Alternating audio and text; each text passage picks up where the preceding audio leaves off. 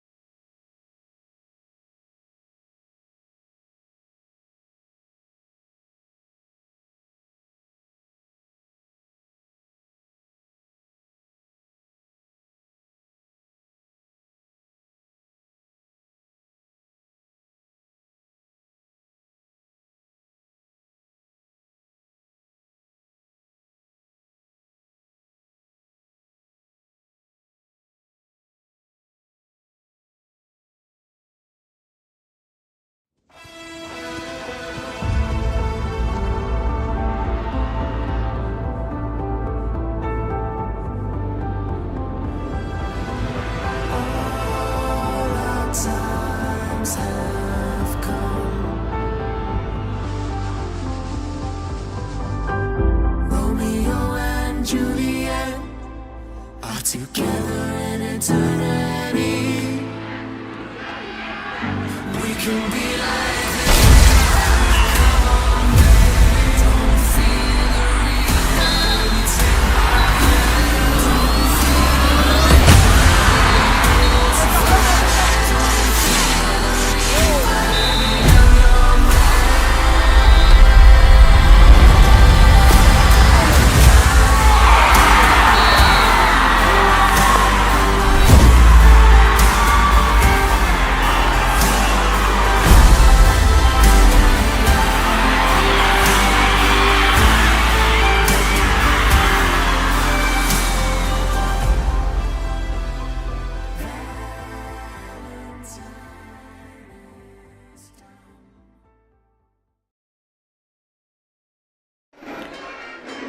Good evening, everybody. Welcome to Week 6 of Skyline Spartan Varsity Football. Tonight, your 3-2 Skyline Spartans take on district rivals, the North Creek Jaguars, who come into the matchup with a record of 2-2.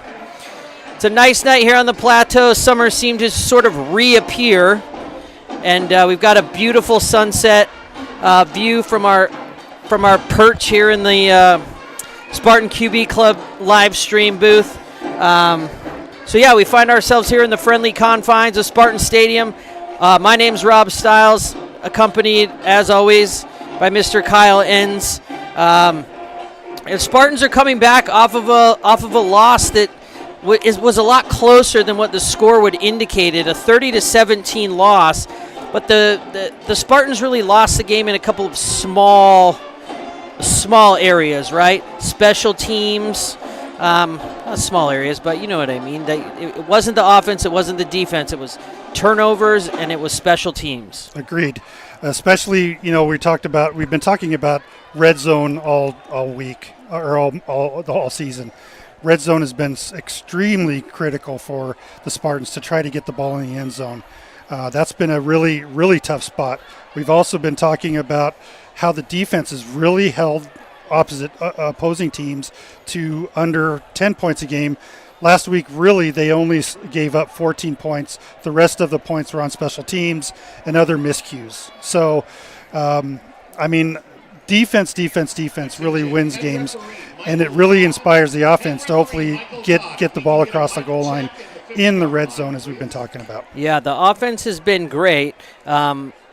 On the offensive side of the ball, Cam Weir and Josh Minold last week, really the two workhorses of the team. Weir had 12 catches for 122 yards and a touchdown. Josh Minold out of the backfield carried the ball 24 times for 140 yards. Didn't make it to the end zone, and that's where they need to find a way to punch him into the end zone and help him get into the end zone when they're down inside the 20. But the 3 turnovers are really what hurt them last week. So tonight, a good opportunity to bounce back against North Creek. They come into the game 2-2, 0-2 in district play, and they've lost to Mount Si and then also a tough Bothell team. So no slouches. Kyle, to bounce back this week, what do the Spartans need to do? What are your keys to tonight's game? So first key one is that, again, the strong defense. We've been talking about that all year. The defense has to keep it up, and I don't expect things to change too much on the defense. Next key is, like you talked about, unforced errors, right? Some bad snaps, and the ball got away. A lot of times you'll see on the punts and the kickoff returns, the kicking team, the Spartan kicking team will go, they'll be so excited to catch the team receiving the ball, that they'll run right by, and the guy will find a gap. And once he shoots that gap in the front line, there's really only 2 or 3 people behind him to pick that up. True. Third key is the special teams. I came here a couple days this week and watched the special teams practice. They spent a lot of time on containment. So I expect the special teams to come through this week and really get their act together on covering the entire field and not bunching up on one side like we saw with that one fake punt that the Cougars were able to run back. Key 4, is smarter passing, right? The three INTs. You don't. I mean, 2 interceptions, 3 INTs is a not good ratio to have. Ideally, you want 0 INTs, but the higher the ratio is toward touchdowns to interceptions, the better off you're going to be. Of course, yeah. So they would definitely, those two things. I think it's the turnovers, and I think it's the red zone efficiency are going to be a huge thing. One thing I left out of the earlier because I wanted to spotlight Nick Gatien, who had an amazing game on defense and was basically just a blanket. I don't know that a ball was caught on him last week. Yeah. He had a big interception. He had 3 or 4 passes defensed, and really just a big night for him. So we'll look for, and he was stepping in to that starting role. So we hope to see a little bit more of that tonight. Talking about senior quarterback Michael Grimmer. Outside of the 3 interceptions, he had a really good night on paper. 24 of 36, 67% completion percentage, 241 yards, and the 3 touchdowns. But then the 3 interceptions that plagued him were huge last week. And we'll see, like you talked about, that smarter air attack is going to be key. We saw them go to a little bit of that last week. A lot of screen plays, a lot of wide receivers, short stuff, because they just weren't popping the big one. Yeah, again, I attended some of the practices this week. They were playing a lot. They were practicing a lot of the short game. We also saw Mason Perello out there taking some snaps too. So not that he's going to be behind the center anytime this game, but I did see them practicing the short game, passing game quite a bit in their reps. Yeah, and it was interesting last week. We saw a sort of what they call the wildcat formation, right? Bringing in several backs, three backs into the backfield, snap going directly to Manold, and just to have him carry the ball through the line, just a little bit different look, and they had good success with that. So but they also had a bit of an issue in the red zone with that, with some bad snaps and things. So right. They're going to have to correct that. I think it's huge for them to try to find a way to get Josh Manold into the end zone and let him sort of do what he does, especially in that short field situations. Yeah, personally, I'd like to see them have some sort of quarterback option, where maybe Grimmer throws a block and lets Josh get in the end zone on a sweep or something of that nature, just to break up what we've seen so far this year. Yeah, it's a lot of straightforward running, just A-B gap, and then he just sort of does the rest. Right. But, yeah, it'll be interesting to see what kind of wrinkles they throw into the offense this week. North Creek, again, they've got the 0-2 record in district play, but it seems like the competition in this conference, in this district, is really tight. All the teams have a lot of proficiency. All of the teams have just a couple of really great athletes that are all game changers. And in a close game, one play can make a big difference. So the Spartans they started the season, had some bigger victory margins. Once we got into district play, we've seen that sort of shrink up, and the games have gotten much tighter. So each play, each turnover, each big play is a little bigger. Each negative play is a little more negative. So it's just an interesting sort of transition into this part of the season as we go deeper, and all these teams start playing each other and knocking each other off. It's so important every week to come out on top so you can position yourself a little bit higher. Yeah, and quite honestly, Skyline's losses this year have been to 2 real powerhouse teams. It's not that Skyline laid down and let them get it taken advantage of. Skyline fought. Both Eastlake and Bothell. It was both of those were really brutal fights, and especially the Eastlake game. But those teams are no slouches, and Skyline didn't roll over and take it. They bounced back both times for wins right after. And again, like you talked about, anything that the Spartans can do to get through the red zone woes or some sort of maybe big option play will definitely play to their advantage and help them out. Yeah, I'm looking for a big bounce back game from these guys. I think that's the way that they stayed in the game last week and sort of fought until it really, to that last minute. I thought they did an amazing job. The kids showed a lot of heart. The coaches, the one thing I will say about Skyline is I find them to be a very well-coached team, and you can just see that by the play on the field.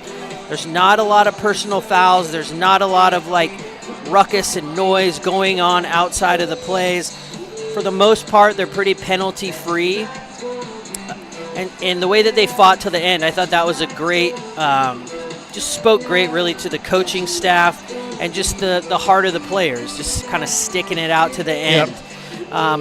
It was a little bit rough. The loss last week, obviously we lost on a few big heartbreaking plays, and it also cost Skyline in the rankings a little bit, dropping down from number 7 to number 12 in the Washington rankings. But as you were mentioning, the powerhouse teams that they've lost to, Bothell, number 6 in WIAA, and Eastlake currently ranked number 1 at 5-0. Yep. So it's a tough division, and it just shows that you have got to be on your game every single time out. Yeah, and Skyline is also, and so that's something we haven't talked about this season, is the coaching change. They had Cam last year, who was their head coach. New coach this year, big transition in the head coaching role. So, there's got to be a dynamic there that the players are trying to lead up to. So, again, there's a lot of things that go in. It's sure good to see the coaching staff, really, like you talked about. I mean, they really take the players' interests in heart and teach and really don't do a lot of browbeating. They're there to encourage and support. So yeah, it comes from having an experienced coach that's come from a winning background. It'll be interesting to see how the Spartans bounce back tonight. As the captains approach midfield, you can see that starting to happen. Let's go over the starting lineups for tonight's game. Kyle, you want to run through the starting lineups? Yep.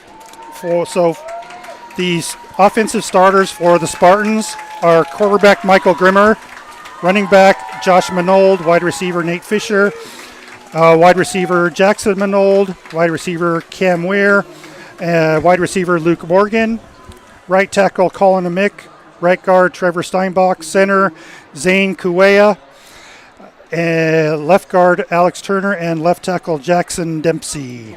We'll probably also see a heavy dose of J.P. Jones in at tight end as well. Skyline defense, Colin Amick, Zane Kuea, Alex Tucker, J.P. Jones, Henry Grillo, Nate Fisher, Agassi Owen at linebacker. The secondary is comprised of Cam Weir, Connor Schooneman, Jackson Manold, and James Ursich.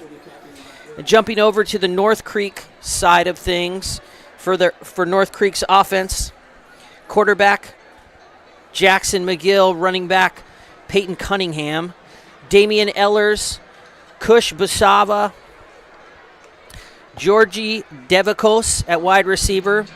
At tight end, we've got Rathvik Madurapu, Tyler McAfee, Anthony Cunningham, Jake Morrison, Cohen Metler, and Jack Archer on the offensive line. And the defensive starters for North Creek, defensive end Tyler McAfee, defensive lineman Jake Morrison, defensive end Ethan Wiley, outside linebackers Jack Archer and Brock Fleming, inside linebackers Nick Weber and Coleman Johnson, corners Nadav Erez and Jackson Ice. And that will do it for the defensive starters. Skyline Spartans come onto the field amidst a stream of burning sulfur and smoke, which is a cool effect. It's probably not great for the lungs, but they're young and they'll bounce back. Yeah, last year they did that when the smoke was in the air. They did the sulfur thing, and oh man, it was brutal. Couldn't see anything. Yeah, and we're all going. All right, we're going to take a pause here as we take in the national anthem. Your Skyline Band. Skyline Band will be playing the Star Spangled Banner.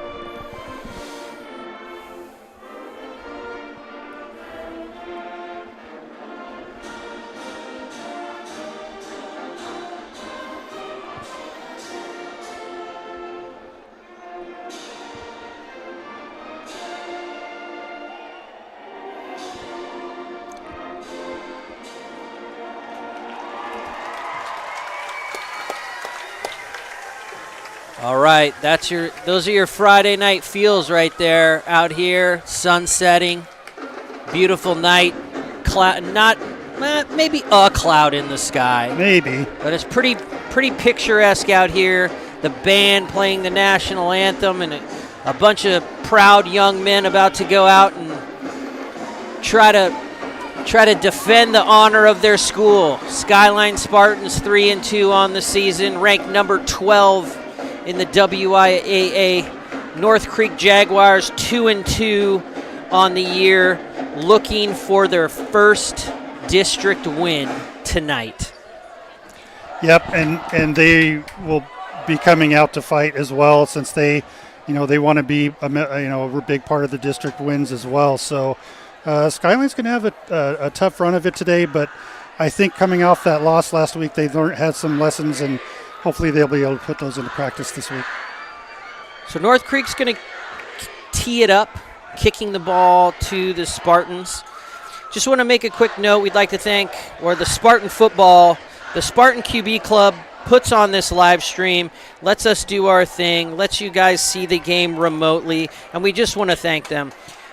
Feel free to shoot us a note in the chat that's going on during the game. Just a couple rules there to be respectful to each other in the chat and also the players and the coaches.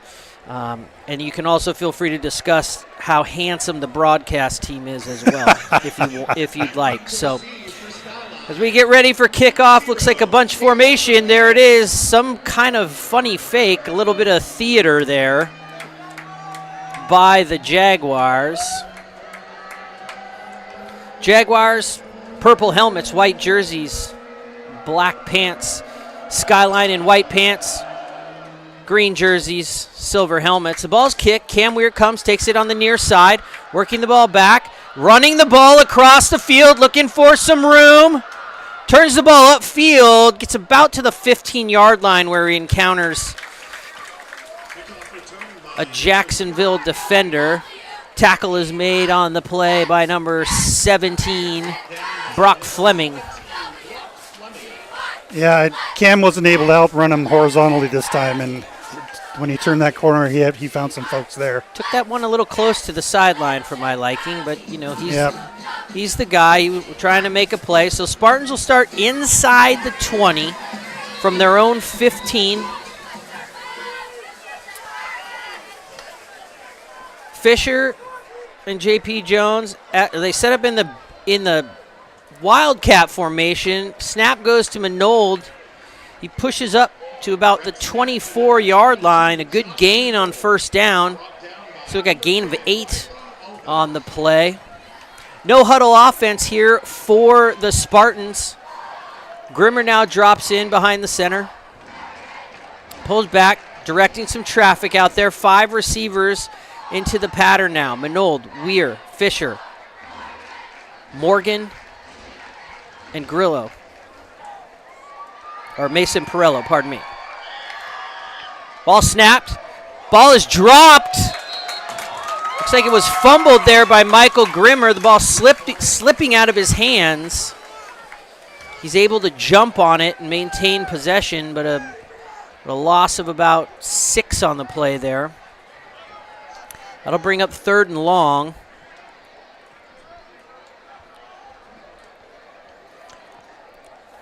Grimmer's coming off. Yep, Grimmer trots off the field here. Manold looks like he's going to take the snap. Agassi Owen in the backfield with him. Manold takes the ball, works it up to the far side, gets to the 20, stopped a little bit, and then he's able to power forward. Looks like he picks up about 4 more yards after contact. We'll see where the spot goes. It's going to get him just shy of the 25-yard line, which will bring up 4th and short.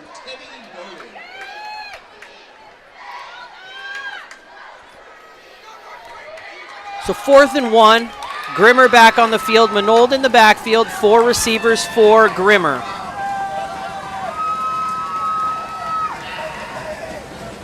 North Creek shows blitz.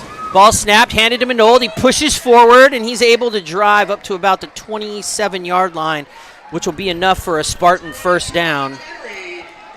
See the replay there. Grimmer gives it to him, and Manold, this is just kind of what he does. A lot of raw power, able to push through and pick up that first down. So again, no huddle. Spartans trying to move quickly here. Morgan and Weir to the near side.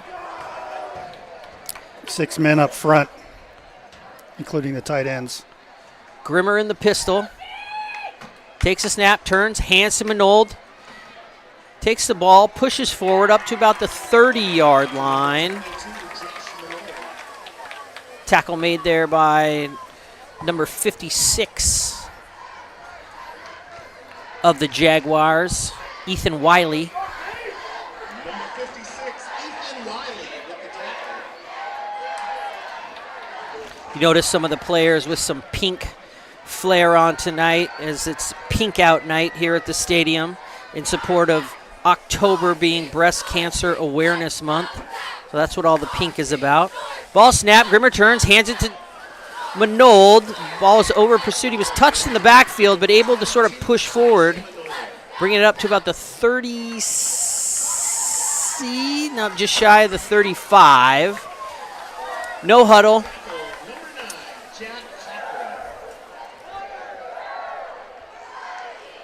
It's going to bring up third down and short here.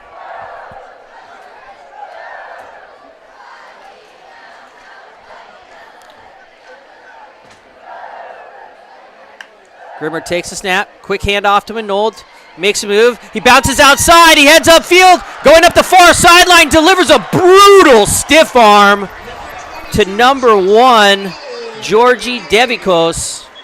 But a flag flies on the field.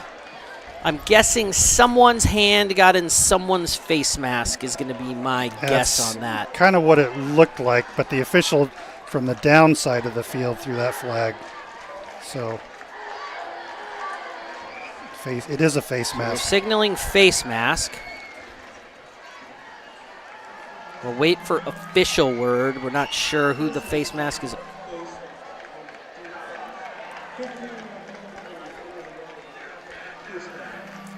So it's a 15-yard penalty on Georgi Devikos during the tackle. That'll put the Spartans 15-yard closer, adding a little more to that big run there. So it takes them up to around the 30-yard line. It's good to see Manold get credit for that run too. Absolutely. Full spread for the offense here. 5 receivers out.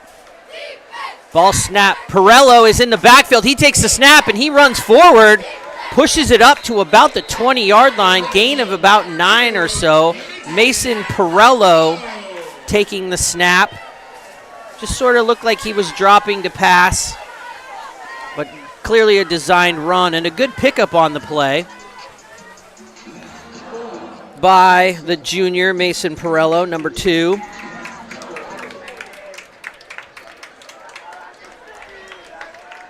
So there's a flag on the field. Looks like we're going to have a hold. Going to move the Spartans back. Instead of a 10-yard gain, they're going to look at a 10-yard deficit. So Grimmer and co. operating 1st and 20 from the 40-yard line. Manold's out. So Josh Manold out, Jackson Manold in. 5 receivers in the pattern. Dropping back, pass goes to Jackson Manold. He makes a move. He's got some blockers. And he makes a nice gain. Tackle made by number 6, Nadav Irez.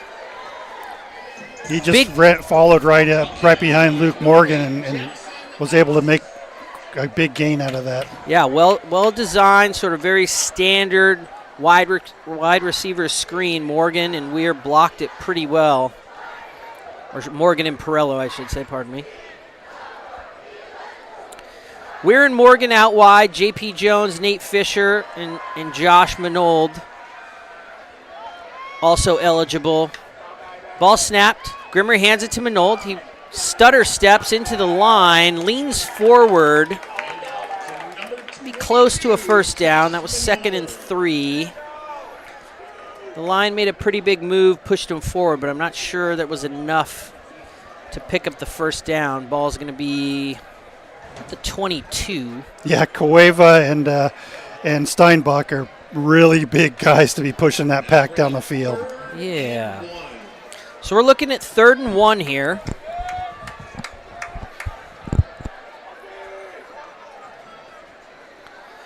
Third down and 1, looking to break inside the red zone here. Ball snapped to Grimmer. He hands it to Manold, makes a move, following Steinbach, pushing forward, takes the ball up to about the 18-yard line. That should be enough for a Spartan first down. Yeah, he just put his hand on Steinbach and just pushed him forward. And those two guys are pretty hard to bring down, especially on short yardage situations. Yeah, get an escort. Follow them. Follow them where they go. There's a lot of guys trying to tackle you, so it's good to have a bodyguard. 1st and 10, ball in the 19. A very critical red zone possession right now for the Spartans. This is where they've struggled. Ball snapped, handled by Grimmer. He gets the ball away. Luke Morgan makes the catch, slips on the turf. Looks like they're going to take a loss of 1 on the play, 1 or 2. Ball's back at the 20, just inside the 21-yard line. Officially 2nd and 12.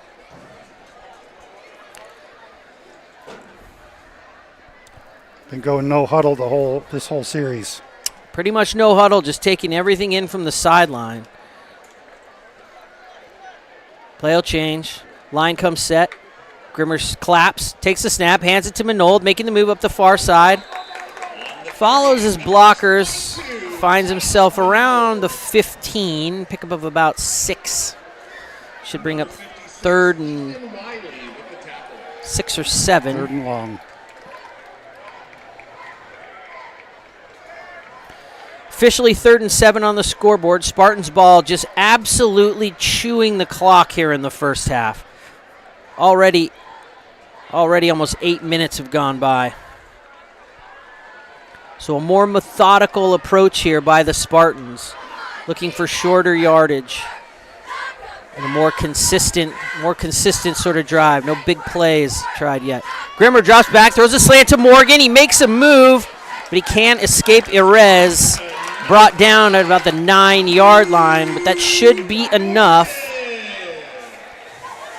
for a first down. There's the signal, so now it'll become 1st and goal from the 9-yard line. Clock runs, 4 minutes, 20 seconds left to go in the first quarter here.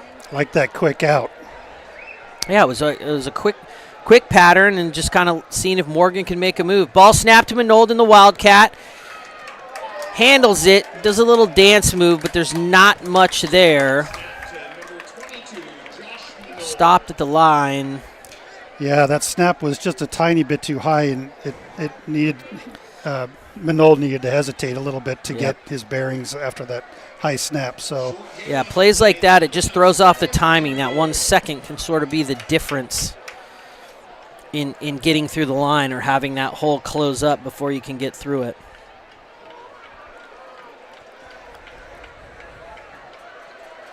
So 3 receivers, Fisher, Morgan, Weir. Grimmer calls the play, line comes set. There's the clap and the snap. Grimmer dropping back. Dumps the ball to Manold on a little screen, and he puts his head down. Touchdown, Spartans. Nice little play there. Just dumps the ball to Manold over the line. Grimmer looked to his right just a little bit to move those safeties. Comes back left, dumps the ball over the line. Josh Manold does the rest. One of the keys, getting Manold into the end zone. Big play for the Spartans right there. And I think just an all-around big play for them to get points on the board, chew up the clock, be methodical, just a whole different sort of approach than what we've seen. Sean Lee on for the extra point. Ball snapped, holds down, kicks up, and it's good. Yep. We're going to jump to some sponsors because it was nonstop action for the first 9 minutes. Big thanks to Lindsay Hatch Real Estate. Lindsay's goal is not to be just a great real estate agent, but to be an advisor that you can trust, a neighbor, and also a friend. And for Summit Oral Surgery, another proud sponsor of the Skyline community and Spartan football. They are local specialists in wisdom teeth extractions and dental implants. Thank you, Summit Oral Surgery, for your sponsorship. Reardon Honda, proud sponsor of Skyline football. They've got all the models to meet all their customers' needs. Yeah. Go ahead, Kyle. Oh, I was just going to comment on that touchdown play.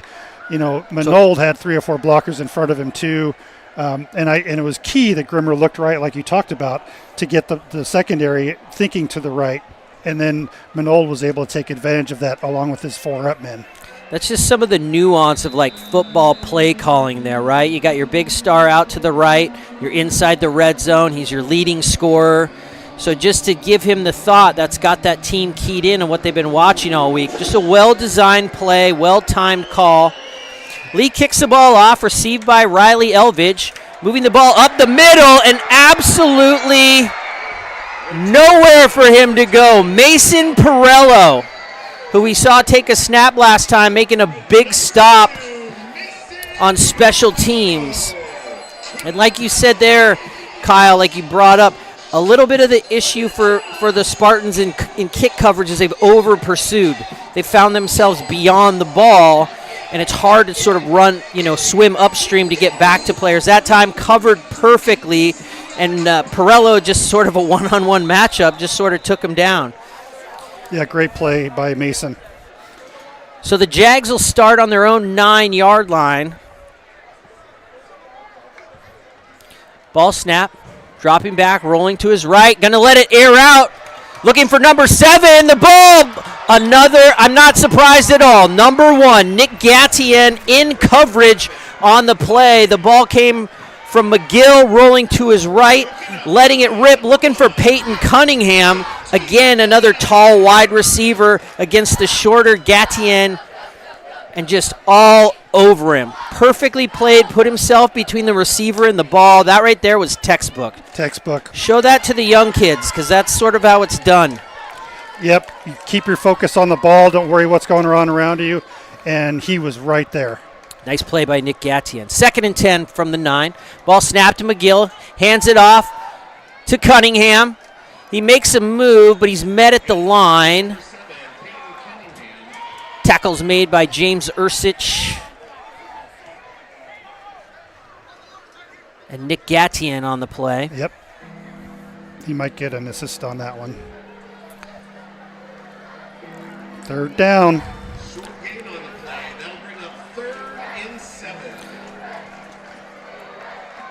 3rd and 7 here for the Jags. McGill in the shotgun here. Takes a snap. He's going to throw. Dropping back. He steps up. He's going to run now. Good coverage. Ball pops out. I think he was down when it popped out. Tackle made there by Alex Tucker and J.P. Jones. Ball's going to be spotted around the 18-yard line, so not enough for a first down. They're going to run the special teams out there, the punt team out there. So they worked on these types of special teams plays this last week, so we should see a lot more of the receiving team staying in their lane and making sure that they keep coverage. Georgie Devakos back to kick. He lets one fly. Weir's going to field it around his own 45, makes a move, goes past the 50, flags fly. We're going to have a bad block there on James Ursich, I think. Yeah, if Cam stands there and does a little jig in the backfield, it's really going to give the defenders a lot of time to come up, and then, the receiving team, they're caught in a bad spot if you're trying to block. It's tough to hold a block and to sort of wait and have patience and be able to sustain that sort of block. So, going to be a 10-yard penalty, or 5-yard penalty, pardon me. So it'll put the Spartans at their own 40. Penalty there was on Ursich for illegal block.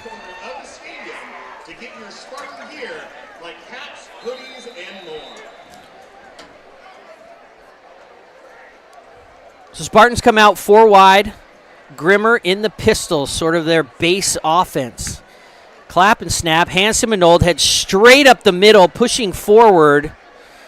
Looks like he's going to get wrapped up and drawn down by several Jags there. He sort of just crashed right into the line. Pushed him forward. Going to get up to about the 46-yard line. Pick up a 6, 2nd and 4.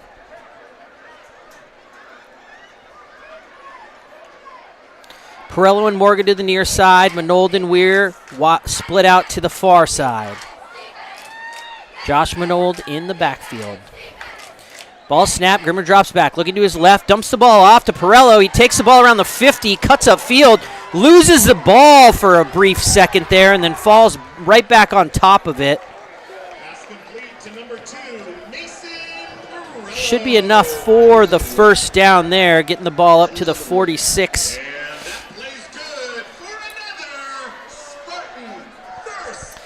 Nice to see Perello getting some action too. It's a very controlled passing game here. We've not seen that shot up downfield. I have a feeling it's coming. I bet you North Creek has a feeling it's coming, but for right now they've got to figure out how they're going to stop this offense. It's just chewing up clock. Grimmer takes the snap, hands it to Manold. He goes straight in behind the center.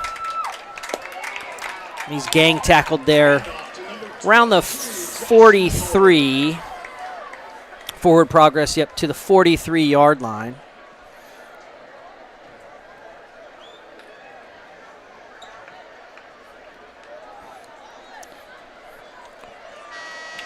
So that's a bell right there that's going to signal the end of the first quarter. Thank a couple other sponsors here. American Family Insurance, a local Sammamish representative, Julia Meek, is here to help build a relationship based on trust. It's a family agency that offers the convenience of doing business the way that suits local Sammamish clients. They consult with you at your home, over the phone, email, providing time-saving options that are personalized for your family's need. And we also want to thank Expedia Cruises, your locally owned full-service travel agent. Located in the Pine Lake Village, please visit Expedia Cruises. And then the Vault on Front Street, it's a private training studio that focuses on creating the best intimate atmosphere possible for their clients. They understand losing weight and gaining muscle can be challenging, and their goal is to help you overcome those hurdles. So go see the fine folks at Vault down on Front Street. So interesting first quarter there. Much different look, a much more methodical approach, more short yardage, moving the chains type of stuff, not looking downfield with the big pass plays, looking for what they call those explosive plays. Yeah, it looks like the defensive line of the Jaguars is just a little bit smaller than the Skyline offensive line, so I think Josh Manold could really take advantage. There's that explosive play. Cam Weir wide open. They're going to say he was out of bounds, and I think that's probably right. Cam Weir did a great job, found himself wide open. Grimmer did a great job of finding him, but maybe led him just a little too far. He wasn't able to stay in bounds there, so that'll bring up third down and 7.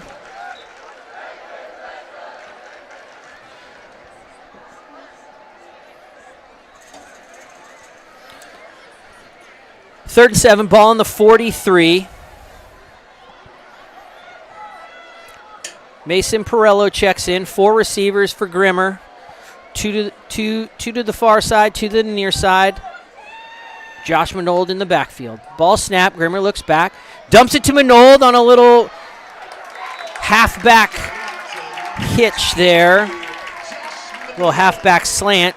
Gets the ball right up to about the 36, 35-yard line, and it's enough for the first down, so they're going to move the chains. Nice little play there. We've seen that sort of worked in a little bit last week, and I think that's the second time we've seen that tonight.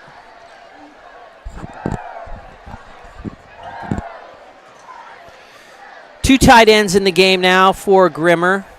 Manold in the backfield. 1st and 10, ball's on the 40 or on the 36-yard line. Handed off to Manold. He makes a move. He finds a little room. Pushes his way down to about the 27. Pickup of about 7 on the play. In on the tackle, number 4, Nick Weber. And now they're bringing in, Jaguars are bringing in a couple more big guys on the line, so we might see a little bit more outside action going on. 2 tight ends, 2 receivers for Grimmer.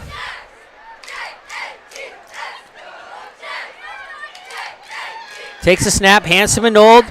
Following Steinbeck, pushing his way right into the center of the field, just beyond the 25-yard line.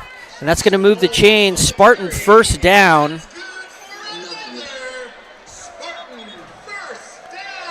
Well, this is definitely the heaviest dose of Manold that we've seen in the first half. It's the play seems to have slowed down a little bit. We've got a Jaguar player down on the field.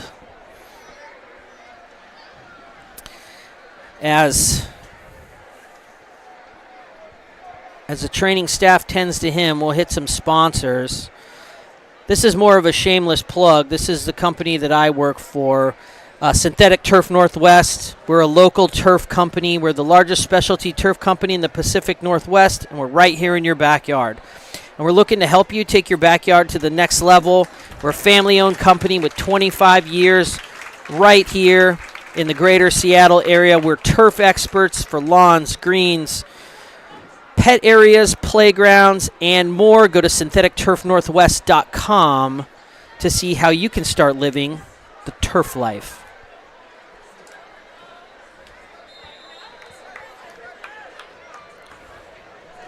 So Spartans come back on the field, 1st and 10 after the injury timeout.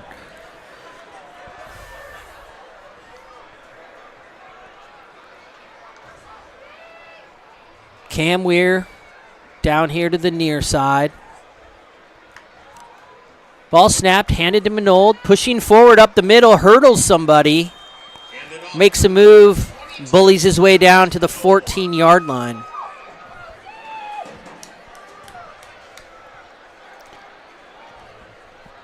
Ground game is very, very successful at this time. It'd be interesting to know if it was if they made this change and the shift to the running game out of what they felt was a necessity or something they saw on film from the Jags that has them sort of switching this up. Grimmer getting the play, 3 receivers to the far side. Fisher and Weir and Morgan. Grimmer drops back, hands the ball to Manold. He falls forward, taking the ball just past the 15 to about the 13-yard line. There's another first down for the Spartans. Operating again now inside the red zone. We saw them successful in their first red zone attempt. But this is where things have sort of sputtered out for them. Let's see if they can get consistent and get control of their red zone game plan. Ball snap to Grimmer. Fires the ball out to Morgan. He makes a cut inside, looking for a little room. Again, slips on the turf.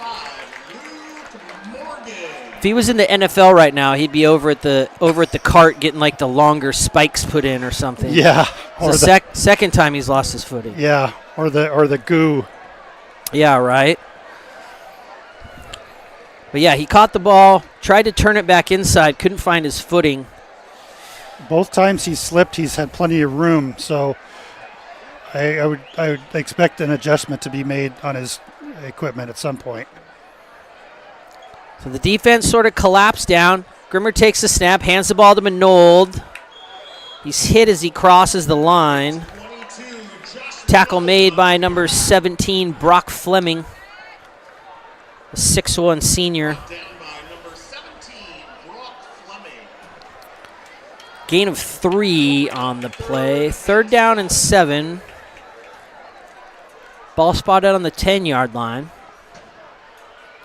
3 receivers out to the far side for Grimmer. Weir on the inside, Fisher, and Morgan.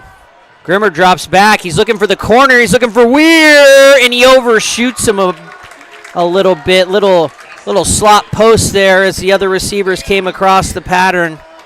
Weir heads for the corner. He had the step. He had the separation, but the ball was just a little beyond his reach there. Yeah, that ball actually landed right inside the corner, inside that marker. So it looks like he just might have let the ball loose a little too soon. A little too much juice. So Sean Lee on for the field goal attempt from the near hash. Ball snap, holds down, kicks up. Big ol' head nod there from the Zebras, and that kick is good. 10-0. Your Skyline Spartans lead the North Creek Jaguars. 7:31 left to play in this first half. Ted Clarich, Fairway Mortgage Loan Officer. Mortgage Ted, they call him. Most trusted, most appreciated mortgage loan officer to work with. Here's the thing that's great about Ted. He's local, he's reliable, and a trustworthy friend to the Skyline community. We'd also like to thank DSL Northwest, who is passionate about food and want to help customers provide food and beverage to nourish, celebrate, share, and simply enjoy in a more effective and sustainable way. Please visit dsl-nw.com for DSL Northwest. North Bend Chevrolet, excited to support Skyline football and the community. Locations in North Bend, Bellevue, and Monroe, or Monroe. You can say it either way. I like Monroe, James Monroe, President of America. Marilyn Monroe. Marilyn Monroe, sure. Lee tees it up, kicks a line shot. It goes off the hands of number 10 and into the end zone. That'll be a touchback. An interesting rule if the player touches it. I mean, again, safety first, but in the olden days, you got to bring that ball out or that's a safety. Yep.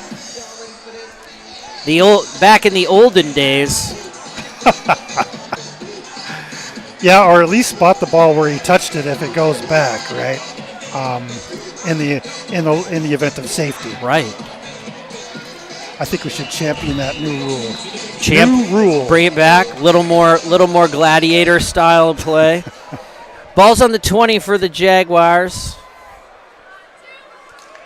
Jackson McGill under center takes the snap, hands the ball off. Pushing forward, still on his feet, number 7, Peyton Cunningham.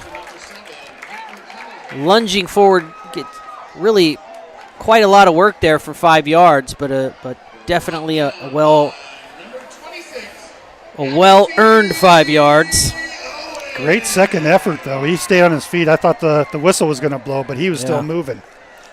Agassi Owen in on that tackle. 2nd and 5. McGill with Cunningham in the backfield. Ball snap, McGill back to pass. He looks, fakes, rolling to his right now, looking for some help. He lets it fly upfield. Ball is caught by number 2, but he's going to be out of bounds on the play. Kush Bavar on the catch. Cam Weir made the aggressive play and tried to cut that ball off, just missed it. Yep, and Colin Adamick had a beat on the quarterback, too, from the backfield, so he was getting a lot of pressure. Yeah, if Favre takes that ball and keeps his feet in bounds, there isn't a soul in sight to stop him from taking it to the end zone. Yep. 3rd and 5 right here. Ball on the 25-yard line. McGill takes a snap, looking to his right. Ball's tipped, goes up in the air. Number 10, Riley Elvidge got his hands on it, swatted away by James Ursich. Pass falls incomplete.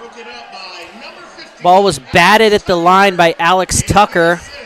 And those big senior hands up there knocking that ball down. Yep, Nate Fisher was there to keep the ball from getting caught, too. Great play all around by two defensive seniors who know the field very well. Again, the defense.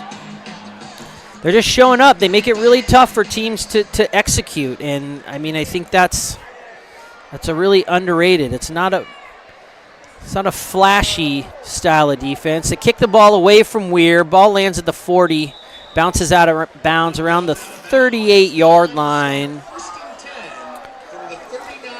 for the Spartans. They definitely didn't want Weir to get the ball. They just basically punted it out of bounds. A little bit of an Aussie rules style kick there as he took the snap, ran a little bit to his right, and then put the kick into the air. All right, so another promo for our sponsors. Wellborn and Pan Family Dentistry offers a variety of services designed to meet most of your dental needs, from regular checkups for both children and adults, as well as implants, cosmetic surgery, and other types of restorative dental care. Wellborn and Pan Family Dentistry. Skyline taking over on their own 37-yard line. Ball snapped to Grimmer. It's a little shovel pass to J.P. Jones. Takes the ball right up the middle of the field. Nice gain, right around 10, 11 yards there. About 9-yard gain on the play. Well, they had me fooled on that one. I was going with Manold on that one, and that shovel pass really got past me. That was a good call.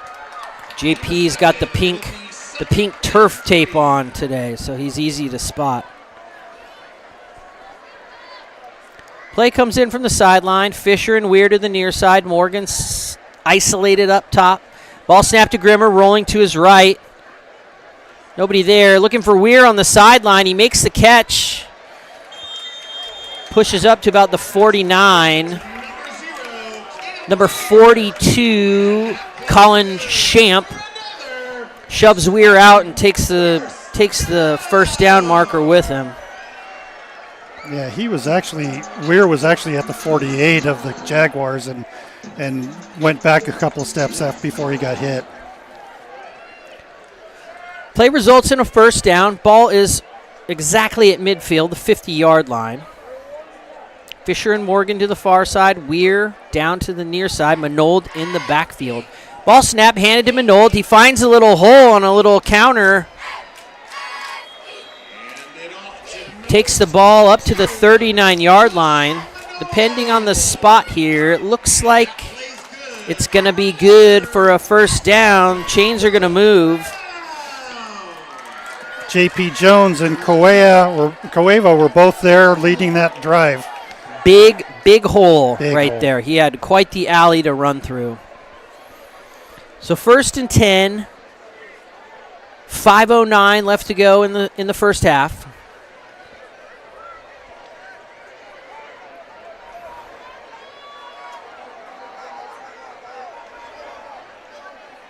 Moving some guys around. Nate Fisher comes in tight.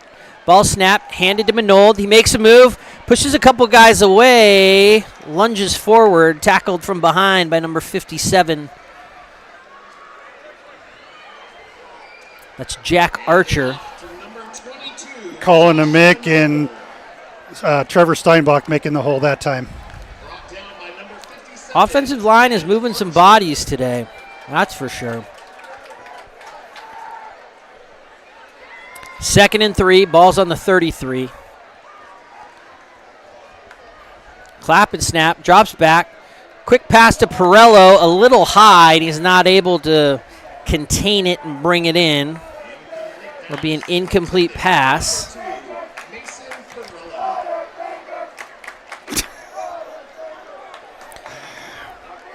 They must have not heard about how the Butterfingers chant worked out for the Bothell folks last week. Yeah.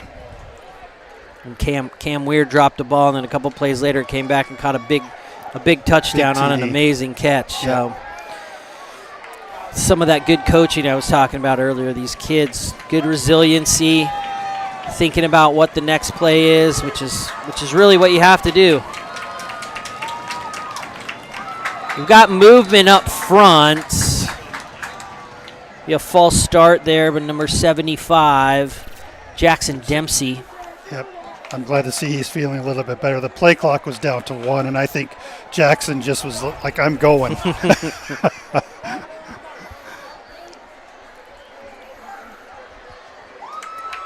Either way, the ball was probably going to get delay of game.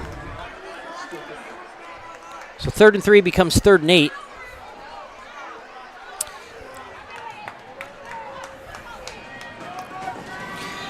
Grimmer and company to the line. Grimmer with Manold in the backfield. Got a whistle. Looks like we're going to have a timeout taken by the Spartans. So this will be an interesting call here. You know, Manold has been so successful with the run. And quite frankly, Grimmer has been very safe on his passes so far. So you got to wonder if, you know, you give it to the workhorse and leave it in his hands, or, you know, you go with a quick out and let, you know, maybe Cam Ware or Mason Perillo try to take it upfield.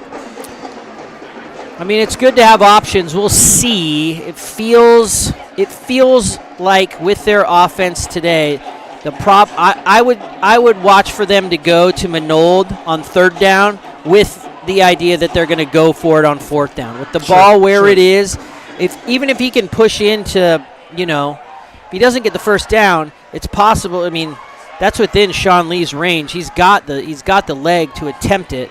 Yep. But I have a feeling here they're playing 2 downs here and not necessarily trying to get it here on 3rd. Cueva snaps the ball. A delayed handoff to Manold. Doesn't fool anybody. Tackle made by number 68, Tyler McAfee. Yeah, the delay didn't work that time. And on the tackle, number 68, Tyler McAfee. So 4th and 7, offense is Steele on the field. Grimmer with 4 receivers. Manold in the backfield with him for a big 4th down conversion here.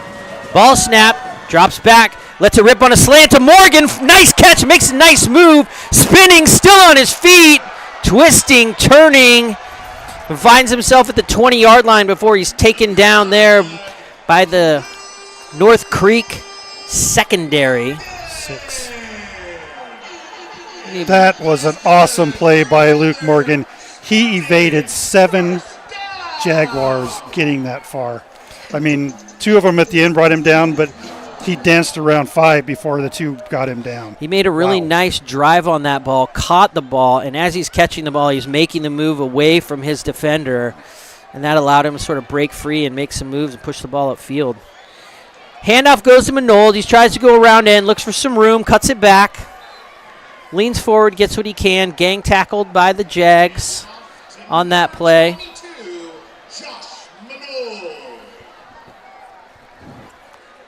Well, I keep thinking about that Luke Morgan run. That was pretty amazing.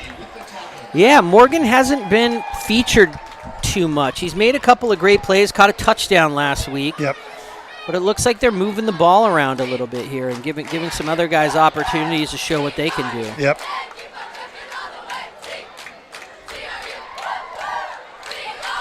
Second and 6, ball snap, handoff goes to Manold. He pushes through the line, runs over a couple of defenders. takes the ball down inside the 10. Tackle made by number 57, Jack Archer. Jackson Dempsey leading the way on that one.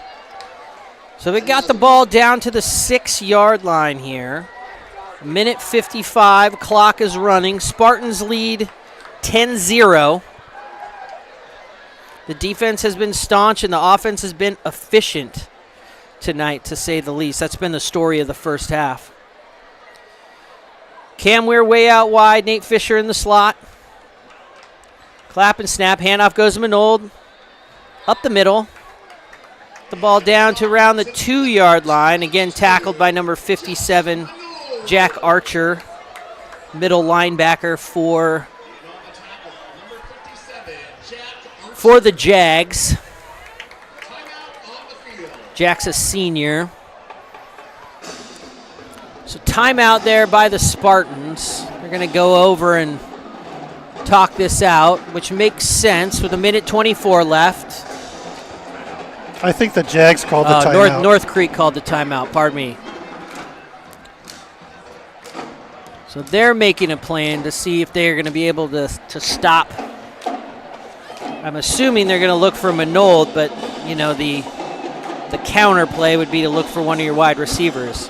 They've had a couple of nice short yardage tight end routes for Jones and Fisher. So that makes a lot of sense down here, too. We'll see what they do. Yeah.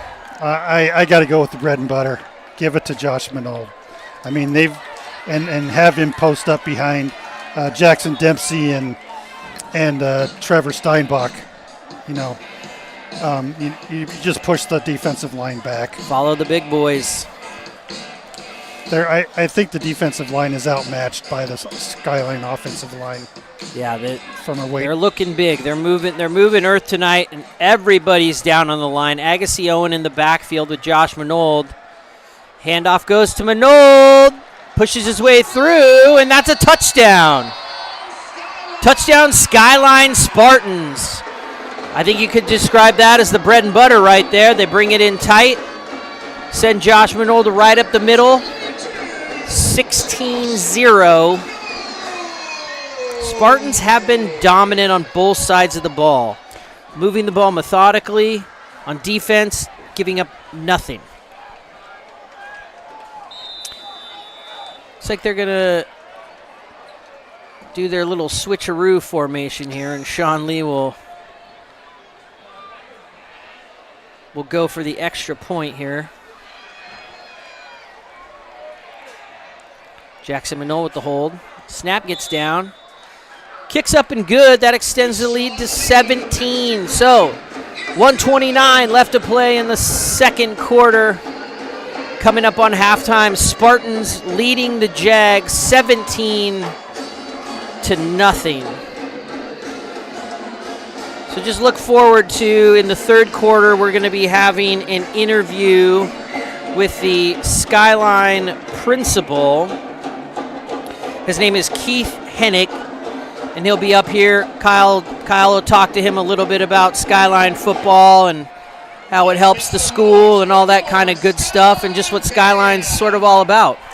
Yes, it'll be nice to have Keith up here. We've been trying to get him for the last few games, and it'll be nice to interview him because he's really such a good, positive influence on a lot of the students here, and it'll be really, really nice to talk with him. Cool. So look forward to that coming up early in the third quarter.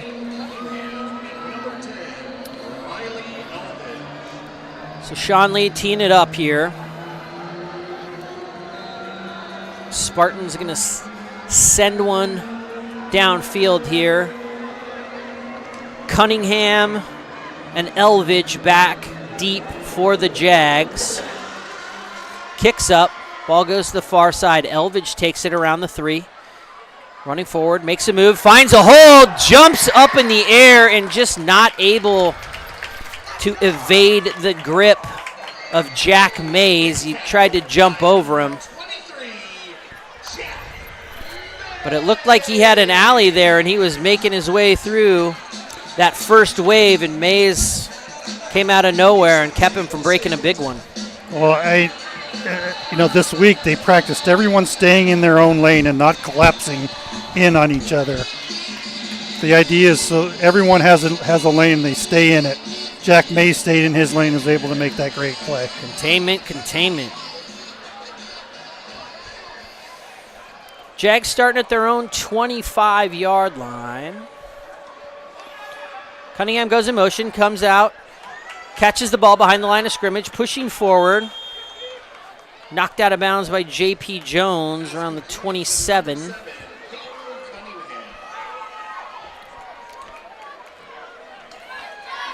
J.P. Jones closed on that real quick. He did.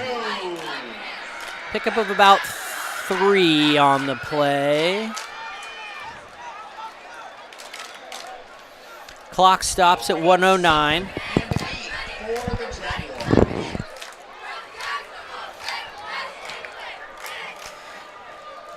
Four receivers for the Jags.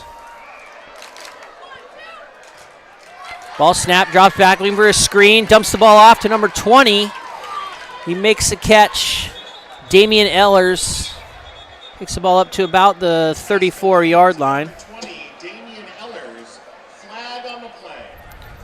Little laundry on the field. Looks like it's going to go against the Jags. Agassi Owen put a big hit on that guy. So no flag on the play. They're picking that up. The play will stand. It's going to make it 3rd down and short here. Ball snapped to McGill. Look to his right. He plants, lets one fly. Catch is made by number 1, Georgie Devakos. Tackles made by James Ursich. And number 3, Connor Schooneman. So much whistling.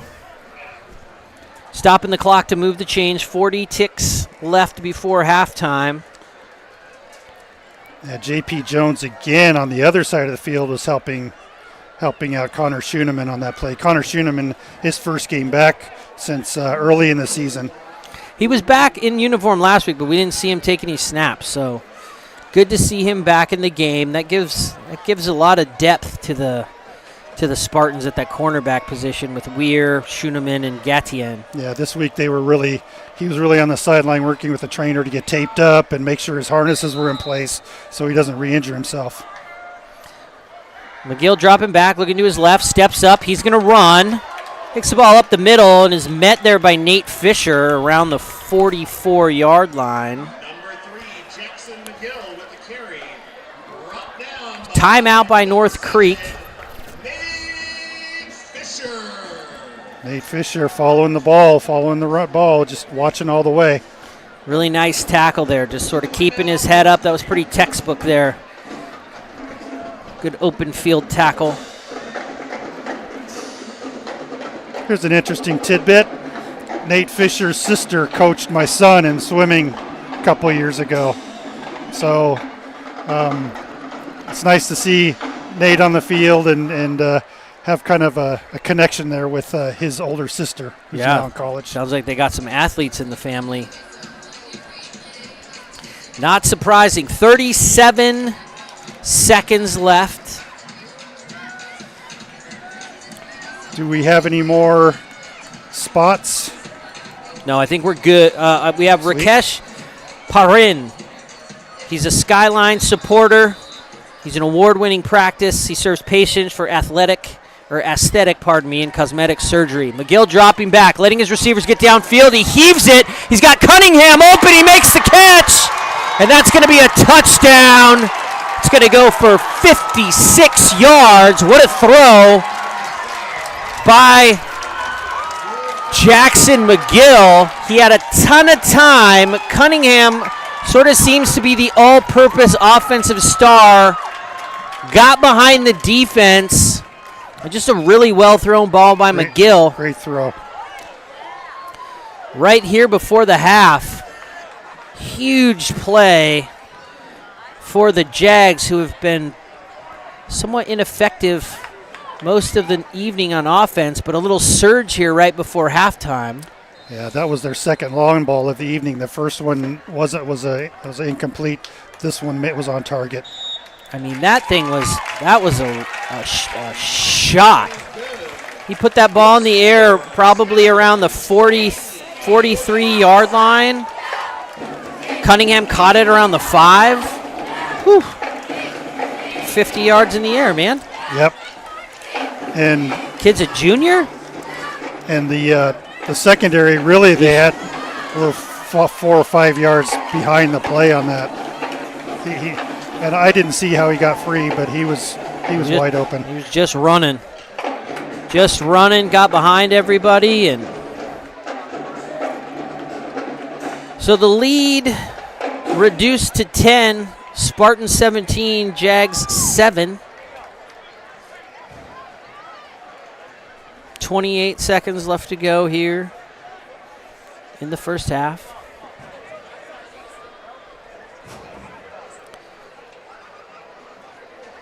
Special teams come on the field for the kickoff.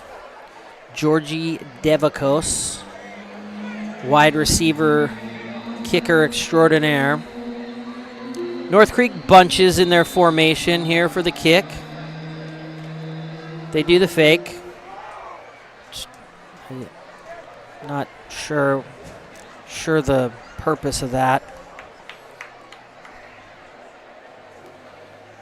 The approach, kick, ball goes up in the air. It's kicking to the short guy, goes through the hands of J.P. Jones. Cam Weir picks it up, reverses field, heading to the far side, stumbles a little, still on his feet, making some moves, looking for somewhere to go. There's too many white jerseys picking him up. Tackle was made there by number 44, Calvin Renach. 21 seconds left. So despite the strike at the end of this quarter here, Spartans have really dominated this game on both sides of the ball. Other than that big play, they have been really stingy on the defensive side of the ball. We'll see what they do here, if they're going to run out the clock or if they're going to look to make a move. Hand the ball to Manold. He pushes upfield. Brought down around the 20-yard line. Gain of 7. Clock runs. They're not going to try to get another play off, and they're going to head into the locker room. So as time expires in the second, Spartans find themselves owners of a 10-point lead over the North Creek Jags. Pretty good first half of football for the Spartans. Definitely a lot different than sort of what we've seen in past weeks. A lot of ball control, which has just been huge for them. I think they might have had, like you talked about, a little bit of a scouting report about the Jags. Keep pushing up the middle, giving the ball to Josh Manold and getting him, letting him do his magic. I mean, and the offensive line is really opening up those holes for him too. So, man, I just can't say enough about, just let ball control. Like they ate up over 8 minutes on that first drive. Keep that up. Time of possession is going to be lopsided for that. The Spartans had the ball a lot in the first half. You could see and you could really feel the shift of the focus off of those wide receivers and those big chunk plays. Focus more to the offensive line and that slow, methodical, them pushing forward, Manold following the way. No big runs to this point. A couple, 10-plus yards, but nothing spectacular. But they've been able to move the ball down the field. Manold's got one receiving touchdown and one rushing touchdown. Have a day, buddy. Yep, and some huge third down conversions too, right? And maybe 1 or 2 fourth down conversions, if I'm not mistaken. Great job on ball control, and that will make them successful every time. I don't think the defensive secondary is going to get fooled again on plays like that. And you can see Grimmer, he's working with a lot of confidence today. Some different patterns. He's put the ball up a couple of times. which he hasn't been able to connect on, but he's been good on the slants, and when he has thrown the ball, he's been pretty accurate. Other than those 2 misses on those long passes to Weir, he's been good. So just a little bit different. Something a little bit different, but definitely something that appears to be working this week. So we'll see what the second half holds. I'm thinking probably more of the same. Yeah, a lot, and his passes are high percentage also. They're not risky. They're not in traffic. Even if he's throwing it long out of Weir's reach, it's within nobody's reach. Right. No turnovers for either team in the first half. So both teams still in there fighting. The Jags, I keep wanting to call them Jacksonville for some, not for some reason. We obviously know that, but it's not the Jacksonville Jaguars. It's the North Creek Jaguars, which is located in the northern part of Bothell there, sort of between Bothell and Mill Creek. And we're happy to have them here tonight on Pink It Out night. A lot of pink in the stadium for the student sections. The cheerleaders, you can see, sporting the pink pom-poms. Supporting Breast Cancer Awareness Month. I myself have been impacted by this disease. Had an aunt that battled it for a really long time. Eventually succumbed to it. So we always think of her around this time of year. And a dear friend of mine, who's only my age, in her mid 40s, was diagnosed a couple years ago. Was able to sort of do a bit of chemo and things, and got out on the good side and was clear for a while, but has recently resurfaced. So definitely something near and dear to my heart. So really good to see people out here supporting the cause and sporting the pink. Well, on that happy note, I guess we'll go to halftime. We'll be back for the third quarter. Kyle's going to have an interview with Skyline Principal Keith Hennig, and then we've got a whole half of high school football. So we'll see you back in about 10 minutes for the Skyline Spartan QB Club live stream.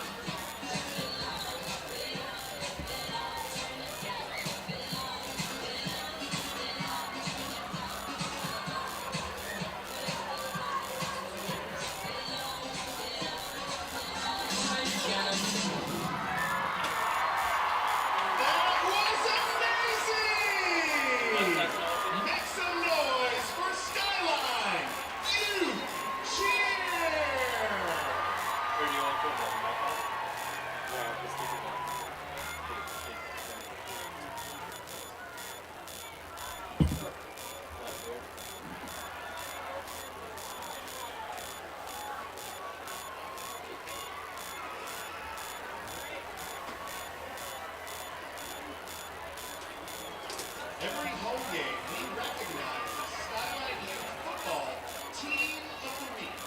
This week, we welcome Skyline Youth sophomore team to midfield, coached by Richard Buchanan. Skyline Youth Football partners to help guide and inspire the next generation of high school football players. At this time, please make some noise for head coach Richard Buchanan, assistant coaches Tyson Woodruff, Matt Gimmon, Brent Hickson, Frank Quad, Paul Cho, Will Wirtz, and Jeff Dunbar, along with their superstar sophomore players, Akash, Callan, Jake, Nash, Brady, Ethan, Caleb, Wes, Declan, Benjamin, Maxon, Jacole, Jagger, Thomas, Cortland, Elijah, Derek, Zachary, Drew, Camden, Kingston, Jaden, Sawyer, Truman, William, Ethan, Asher, and Creighton. Once again, your Skyline sophomore team.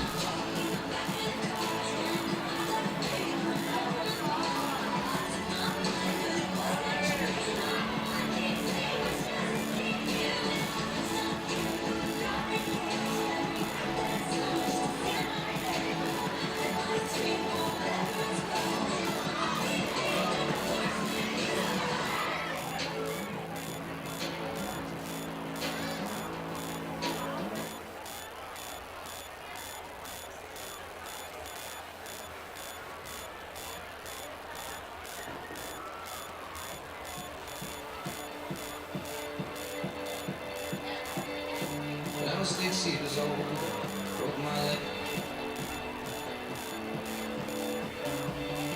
I was running from my brother and his friends. Tasted the sweet perfume of mountain grass all down. I was younger then. Take me back to when I found my heart broken. Make friends I'm lost through the years. And I've not seen what it feels in so long. I know I've gone, but I can't wait to go home.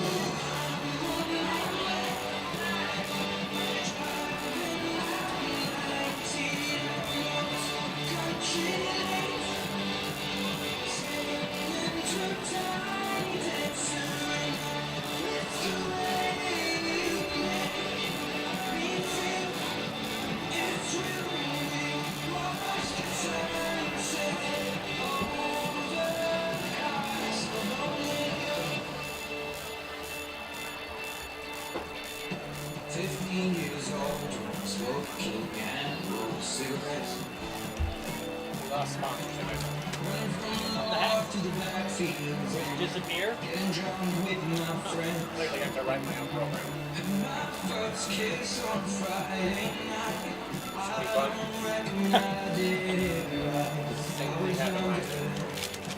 Does it just drop, like, is everything like preloaded and then it just like uses itself, or like? It runs from a web page, and having a problem calling up the web page. Everything's stored up in the cloud, all the images, all player pictures. The idea was to be able to make changes. You know, anybody can make changes anywhere.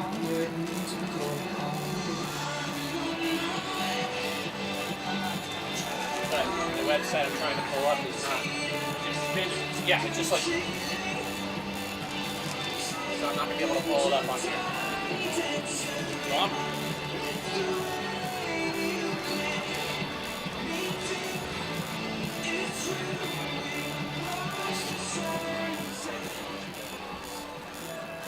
Let's welcome back out your Skyline Spartans!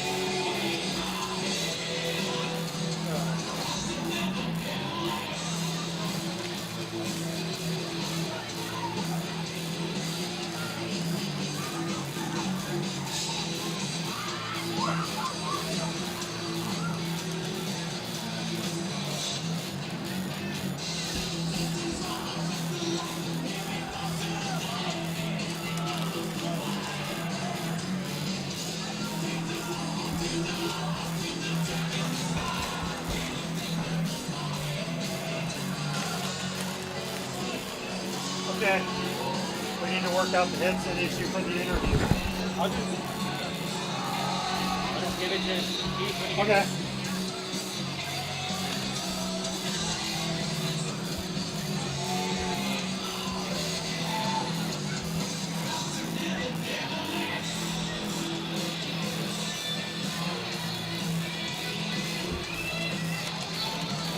You guys get the stats that he sent?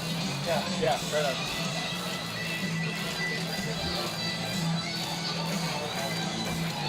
Mason Barillo's there.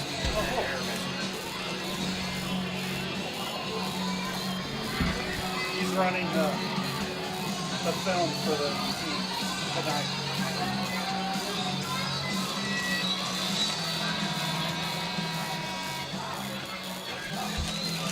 All right, then.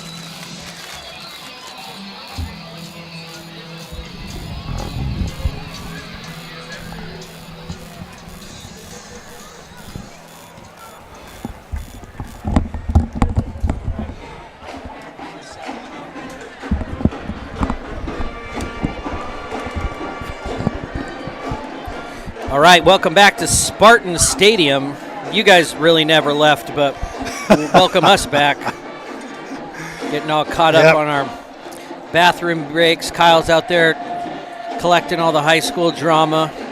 Yeah, I went up to the home booth over there to deliver some hot dogs to Ryan, so hopefully he didn't pass out before I was able to get up Why there. didn't they get us some hot dogs?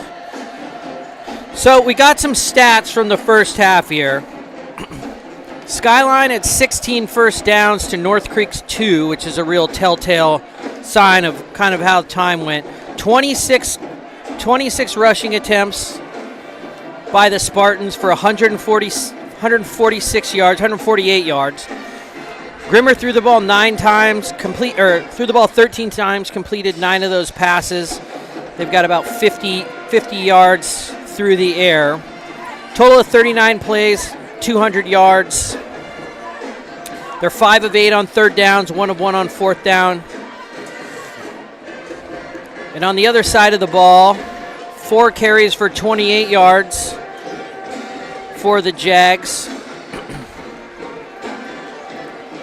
They threw the ball 7 times, completed 4 of them, 71 yards, most of them on just one big pass play, the scoring play from McGill to Cunningham just before the half.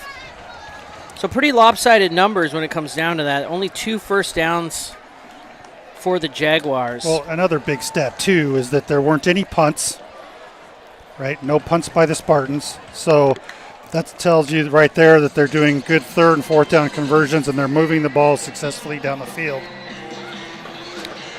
Yeah, Spartans looking pretty good tonight. It's good to see them come back strong with a strong, controlled game plan after suffering a tough loss last week to the ranked Bothell Cougars. They are ranked number 6 in the state currently. Skyline 12, sandwiched between number 11 Kennedy Catholic and Camas. Number 34, Sean Lee. Camas was a huge force last season. They went pretty far, pretty deep in the playoffs too. They were number 1 for most of the season. Sean Lee tees the ball up, going to kick the ball away for the Spartans. Jags will start on offense. Whistles. Ref didn't like something there. Flags or anything, just didn't want the play to start.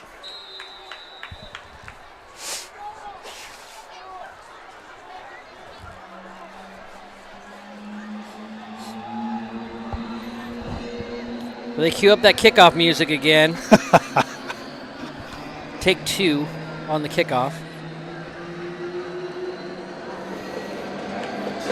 Boom, Lee puts it in the air up to the far side. Low lining kick, takes a hop. Goes through the end zone, touchback. Next week you can tune in. We'll be right here in the booth. Spartans will play host to cross-state rival Eastmont, coming all the way from East Wenatchee. Eastmont, a powerhouse on the east side, ranked number 4 in the state. They're 5-0, so it'll be a tough challenge for the Spartans next week. It'll be a good one to tune in and see what happens. Shotgun formation, 4 receivers. Ball snapped. McGill rolling to his right. Lets the ball go. Dropped. Right into the hands of number 2, Keith Kushbahar. J.P. Jones in the coverage. And the Spartans only had 3 up linemen on the defense that time, and it's nice to see Cueva back in. I didn't see him much playing defense in the first half. They got that starting line, Cueva, Amick, and Tucker there anchoring the line. 2nd and 10, ball's handed off to Cunningham. He comes to the near side around the end. Picks up a few on the play. Tackle made by Colin Amick and Zane Cueva. Number 66, Zane Cueva with the tackle. 3rd and 6 here. North Creek 2 for 3 of third down conversions in the first half. Backfield's going to empty for McGill. 5 receivers in the pattern, 4 up top. Ball snapped to McGill. Looks to his left, steps up. He's going to run. Cueva on his heels, ties him up, and that's going to be a sack for number 66, Zane Cueva.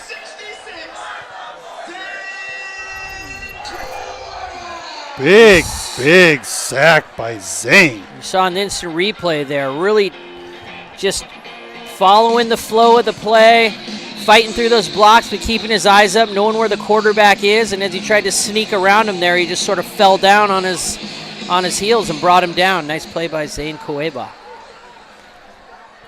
So to bring on Georgi Devakos to punt. Some motion on the play. Ball snap, Devakos takes it, kicks it. Weir takes the ball around the 42-yard line, brings it to the near side. There's a penalty on the play. Weir breaking free, heading upfield. He's got a lot of green. One man to beat up the sidelines, pushed out of bounds by the kicker. But we've got a flag on the play. The ref is doing some kind of thing. He just threw the flag. I've never seen that before. I haven't either. He was very emphatic about that. And then one. he threw the flag way up in the air. Look at me. It's almost like a personal foul type behavior. Well, it feels like. Was it going to stop the play? But you can tell from the snooping there that North Creek knows something, so they're heading upfield as the refs work this out. There's the official announcement.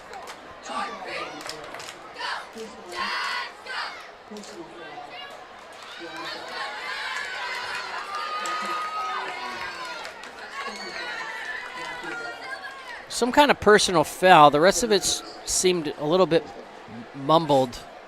Not really sure what happened there, but I think it was a personal foul block in the back by the Spartans on the return. Yeah. So Spartans will start their own territory around the 35-yard line.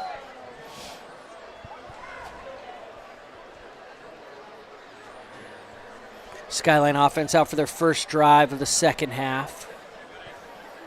Much different look for the Skyline offense in the first half. Very slow, controlled style of offense.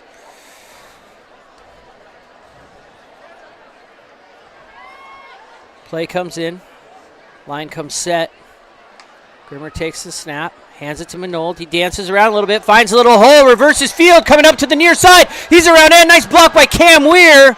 Manold puts his hand in the face mask to Georgi Devakos, who rides him down around the 34-yard line. Look at Cam Weir throwing some blocks. Yeah, that was nice. Wow. 35-yard gain on that run for Josh Manold. And even if Weir doesn't throw any blocks, he's at least tying up a couple of guys, right? That was incredible play by Cam Weir to help out Josh Manold. Great blocking downfield. He put his man on his back. Really opened that up and sprung him for that last 15 yards or so. Handoff goes to Manold. He tries to sneak around the weak side of the line. Tackles made by number 68 of the Jags, Jacob Bowden. Oh, pardon me, not Jake. Tyler McAfee. Pardon me. Jacob Bowden's on the Spartans. Whoops. It happens, guys. A lot of names in front of me right now. A lot of names. 17-7, Spartans lead. Second down and 9. Spartans operating from their own 33, or from the North Creek 35. Grimmer drops back to pass. He's going to let this one fly. Looking for Luke Morgan. Morgan couldn't bring it in. We'll bring up a third down and 9. That'll bring up 3rd and 9 for the Spartans.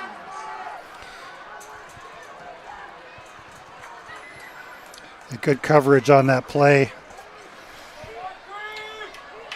And actually Morgan had him beat. Number 8, I don't have his name. Number 8, Jack Ells. Jackson Ells. Jackson Eyes. 3rd and 9. Grimmer takes the snap. Rolling goes left. Oh, it's a screen play. Looking for J.P. Jones, but he falls down.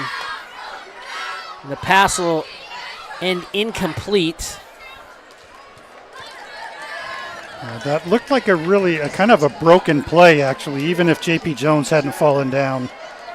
Someone was in Grimmer's face, and he had to let the ball go. It was a screen play, and they dropped the line to try to move it around to free it to get downfield blocking for Jones, but it definitely looked like a broken play after he fell down. Spartans going to go 4th and 9. Grimmer takes the snap. Blitz. He lets it fly. Oh! Looking for Luke Morgan. He gets tied up by number 6, Jackson Eyes. It's going to be pass interference or a holding, whichever one they want to call on that play. Yeah. That'll be an automatic first down there. I don't think Morgan had a chance at the ball, but as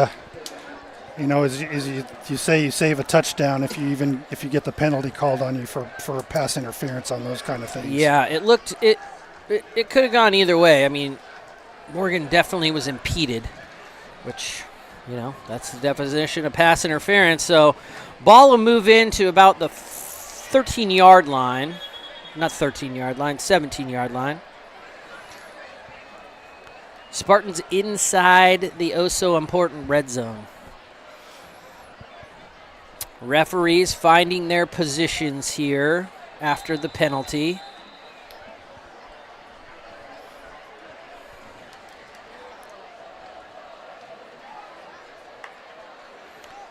Takes snap, hands to Manold, pushes up to the near side, making moves, and he's going to make it into the end zone. Touchdown, Spartans! Josh Manold. Flag on the field in the offensive backfield right around the line of scrimmage. Not always a great sign. Looks like Nate Fisher might have been holding someone. Block in the back by number 7, Nate Fisher on the run. So that'll march the Spartans back 10 yards. It's a ball on the 26. Nice run there by Manold. Very nice run. Negated by the block in the back.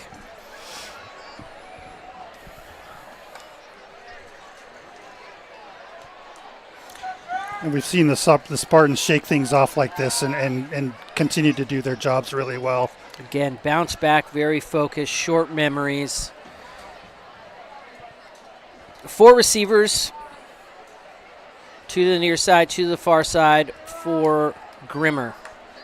Takes a snap, drops back in the pocket, looks to his left, drops the ball off to Manold, almost ripped away by the North Creek defender, number 22, Teddy Bowden. Yeah, it's interesting that Grimmer didn't pick up that the Jaguars had 6 up linemen there on the line. And, I think he could have dumped the ball over them to get to Manold. 4-yard gain on the pass. 2nd and 16, ball's on the 25-yard line. Grimmer takes snap, drops back, look to his right, throwing the slant to Weir, ball short.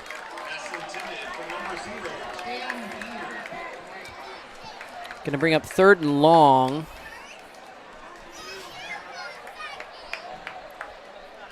This is going to be a 25-yard line. They can push it up for a couple yards. They'll be in Sean Lee's range. You read my mind. 3rd and 16 here. 4 receivers. Perello and Morgan to the far side. Fisher and Weir down closer to us on the near side. Manold in the backfield. Ball snap. Grimmer drops back to pass. Going to let it rip. He slips as the ball comes out. And then hit shortly thereafter by number 68 by Tyler McAfee. The pass falls short, luckily in sort of no man's land in the zone. Yeah. That was a low-risk attempt also, except Grimmer did stumble, and that caused the ball to go a little bit crazy. And fortunately, I mean, in the past, that has really come back to bite the Spartans. This time it didn't hurt. Lee's going to come on and try to kick. Could be a 42-yard attempt here. Ball snap, motion on the line. The kick's going to be up. It's going to sail wide left.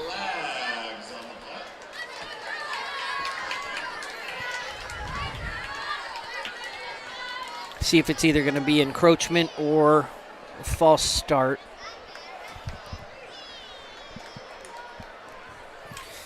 A lot of motion down there. I'm going to give a shout out to some sponsors here.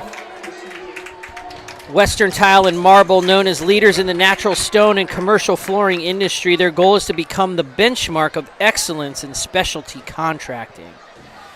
It turns out to be a false start. That's going to back Sean Lee up 5 yards. Going to make this a 47-yarder. This is an absolute bomb. Jackson Minold will hold. Little word with the official there. I'm not sure what that was about.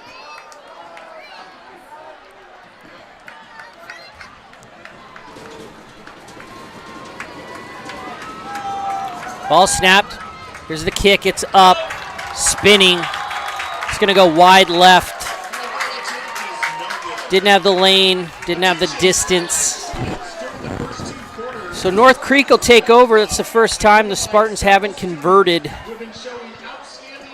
a drive into points. Also want to thank Evergreen Chevrolet Ford Lincoln. They devoted themselves to helping and serving customers with excellence. They believe the cars they offer are of the highest quality and ideal for your life needs. We'd also like to give thanks to Pacific Fitness Products, who provides professional fitness-based design consultations and a premium selection of fitness equipment from the best brands in the industry. Pacific Fitness Products, thank you for your sponsorship of the Skyline Spartans. So touchdown gets called back on a bad block, pushes the Spartans back. Sean Lee can't connect on the field goal, so North Creek taking over on the 20. Ball snap, McGill fakes the handoff, rolls to his right, he's going to let it fly. A little too much air. Looking for number 10, Riley Elvidge. Covered by Jackson Minold. The safety dropping into coverage there. 2nd and 10. Interesting call. That ball was uncatchable, so I'm wondering what the Jags had up in their mind there.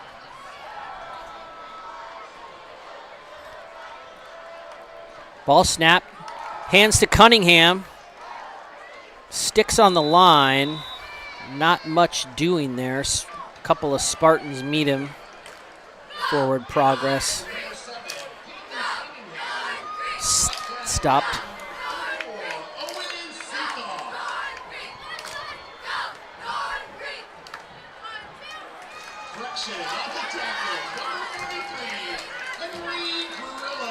Henry Grillo on the stop there. I think Nate Fisher was involved too. There was a lot of Spartans down on the line there. Spartans going a little bit different defensive look here. They moved Grillo inside almost like a nose tackle. Ball snapped. Pressure. Grillo in pursuit, and he's able to catch McGill from behind. Well, that's Alex Tucker who caught him from behind. Number 50, Alex Tucker. Good pursuit there by the Spartans. Henry Grillo had him contained. And not much doing there. Yeah, big pressure from the strong side where you would expect some good blocking there. They had done something a little different. They had Tucker on the edge. Grillo was in between Tucker and a Mick, and then they also had number 33, Hunter Hickson, on the field there. As sort of a hybrid edge rusher.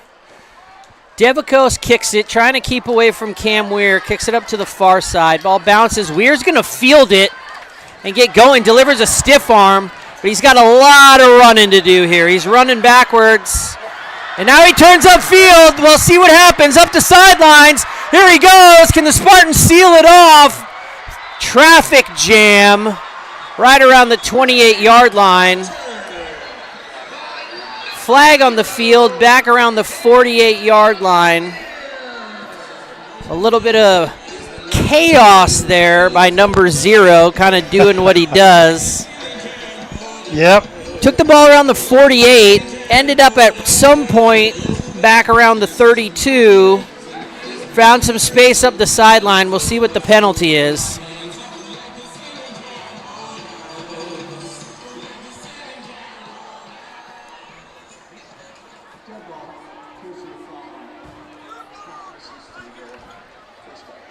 So personal foul on the Jags.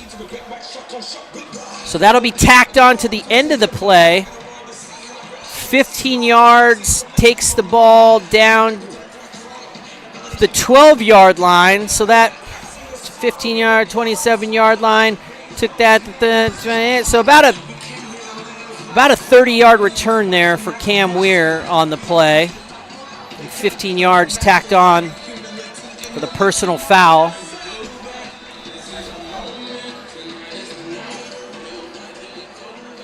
So Spartans, excellent field position inside the red zone. Grimmer takes a snap, hands to Manold, dancing, moving, pushing people. He's held up. Forward progress is going to be stopped around the 11. Up the middle, number 22, Josh Manold. Let's keep with the money. I don't see any reason to stop giving it to Manold, quite frankly. Keep it safe. They're on the 12. He pushed up to about the 6, so gain of 6 on the play there. Back to ball control. Grimmer's got 2 tight ends, Fisher and Jones. Weir and Morgan out wide. Snap goes to Grimmer. A little speed draw, hands the ball to Manold. He's met right at the line there by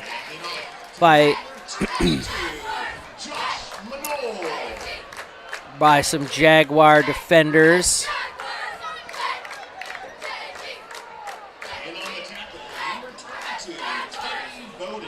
Tackle was made by number 22, Teddy Bowden. 3rd and 4. 3rd and 4 for the Spartans. Ball's on the 6-yard line. Grimmer with 2 receivers to the near side. Snap goes out, looks to his right, lets one rip, looking for Cam Weir. He had it in his hands, couldn't hold on. Grimmer trying to fit that into a tight window.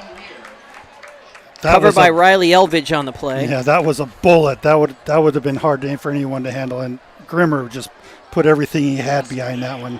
Yeah, plenty of juice. He had to do it in a tight window. Would have been a great catch.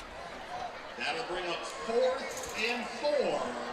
So 4th down, 4 yards. Offense stays on the field. Score still 17-7. No scoring action here in the second half as of yet.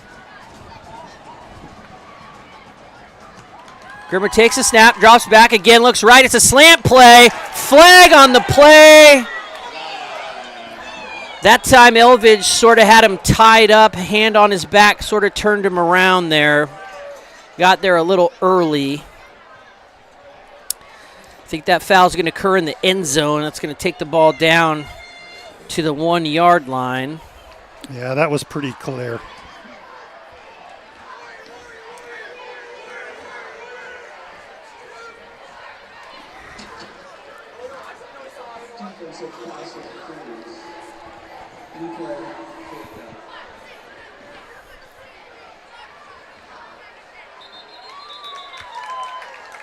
So it's not an automatic first on that. Not an automatic first on that. I thought, looked to me like the foul occurred in the end zone, but it's just a half the distance to the goal, so they're going to keep it 4th and 4, or 4th and goal, essentially. Yeah. Ball inside the 5. Grimmer with Agassi, Owen, Josh Manold in the backfield, turns, hands the ball to Manold, dancing, pushing. He's close. And he did. He picked up the first down.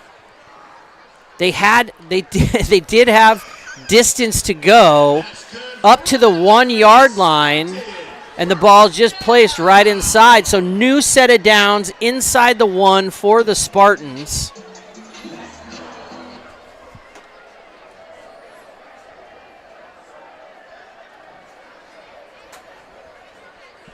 Fresh set of downs here. Manold in the backfield. Grimmer under center. Ball snapped. Hand to Manold. Pushing forward. Spinning. Signal touchdown from the far side ref. Touchdown. Spartans. Third time finding the end zone for Josh Manold. Big night. Big night for the senior running back. Junior running back, pardon me. Jackson Manold, his older brother, is a senior.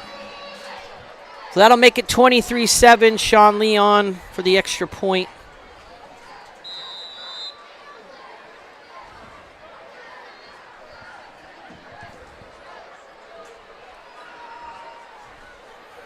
Signal comes in, but it's a fake. The ball goes to J.P. Jones. He pushes his way in. The 2-point conversion is good. That will make it 25-7. So 3:32 left to go in the third quarter. Score's now 25-7. Spartans leading the Jaguars. We're going to go to an interview with Skyline Principal Keith Hennig, and Kyle will ask him a few questions, and they'll chat a little bit. So welcome to the booth, Keith. Welcome to the live stream, Keith. It's good to see you. We've got the principal of Skyline High School, Keith Hennig.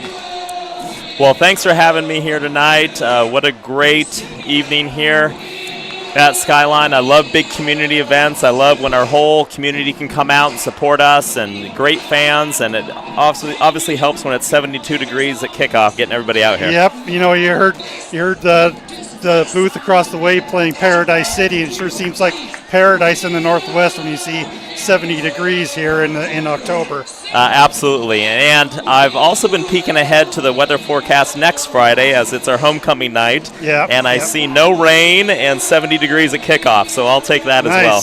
Nice. So you got plans for homecoming then? Homecoming is just an awesome weekend for our students. It starts on Friday after school. We have a great tailgate. A lot of clubs and activities have booths set up inside here. We'll have food trucks for the kids. So from 5 till kickoff at 7, we'll have a lot of students hanging out in here. Obviously, the football game at 7 o'clock. There should be a ton of people here. And then obviously our dance on Saturday night. So it's great to see the kids get dressed up on Saturday night, go out to dinner, come, and we had a super high attendance last year, and it looks like we are going to outpace and outsell homecoming ticket sales from last year, which was a record. So it's great to see so many students get involved, and Friday nights coming to games, but then also attending homecoming dance on Saturday next weekend. That's awesome. You talked about a sense of community, and whenever I see you around the school, you're always high-fiving students, and you're down on the field giving pep talks to students. And, it's really good to see the principal really not being an office principal, being out with the students, learning what they do, seeing what they do. How do you manage your organizational skills or your administrative skills and manage with the community that you establish with the students? Just for me personally, I try to be as visible as possible. I want students to see me around at lunch, before school, after school, at athletic events, at drama productions, at robotics events, whatever it is. I want to be there so I'm visible. But most importantly, I care about what they're doing. And we have such a strong extracurricular program at Skyline, not just athletics, but clubs and activities. And it's great to see so many of our students participate in those. And it's just exciting to see what our kids are doing outside the classroom here at Skyline. Well, and I can attest to that too. We had 2 soccer games here this week and a heartbreaking loss to Eastlake last night, which was kind of controversial if you know about what happened. We don't need to talk about that. Yeah, but you talk about, I'm coming here at 10 o'clock, 10:30 at night to pick up my son after activities, and I mean, it's like a community, like a village that keeps going until late in the hours. And it's nice to see that the students really take care of the building, take care of the responsibility, and really work with the sense of community that you've helped build here. I really think Skyline's a special place. We have high expectations when it comes to academics. We have high expectations when it comes to behavior and social and emotional expectations. But I love that Skyline can come together in events like this and be a part of something bigger than just going to school. And I tell kids all the time, if you're just coming to school and going to first period, second period, leaving after seventh period, we're failing as a school. That we want you to involved in all things Skyline. And you're right. And not just that, but we have such a phenomenal staff who are here supporting our kids. And we have teachers up in the booth. We have teachers on the chain gang down there. So it's just everybody comes out and supports our students, and I think that's what makes Skyline such a special place. And then obviously we can't underestimate the power of just our community and our families, and they do such an awesome job supporting everything that we do here, and give our students such great resources and support so that they can be successful not just in the classroom but on the athletic field and in clubs and activities as well. Yeah, and I, when my son was a freshman, you were having assemblies with the parents and giving out stickers and having the parents, suggesting that they put them on their cars, and you getting among the parents as well really helps out the community with the students as well. So, again, you're not only interacting with the students, you're interacting with the parents, the volunteer staff such as ourselves, and your presence is really felt across everywhere. And I'm guessing that you have with your family, you do the same kinds of activities. Well, I've got 2 high school age kids, boys, and they're in a different school district, and it's fun to see them getting involved and all the things that their school has to offer. Getting back to the card decals, I'm still handing those out, and I love nothing more than anything than driving through Redmond or heading east and over the mountains and seeing that little Skyline sticker over the top of cars, and like, hey, Skyline family right there. So I love that we can kind of become Skyline Nation here, and we have Spartans all over the place. And this broadcast is a prime example of how many people who can't be here tonight, but they're tuning in on a Friday night, supporting their school. Yep.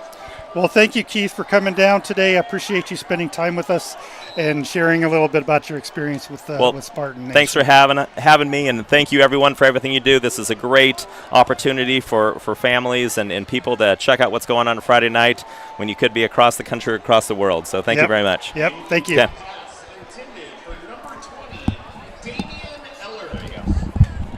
Thank you, sir.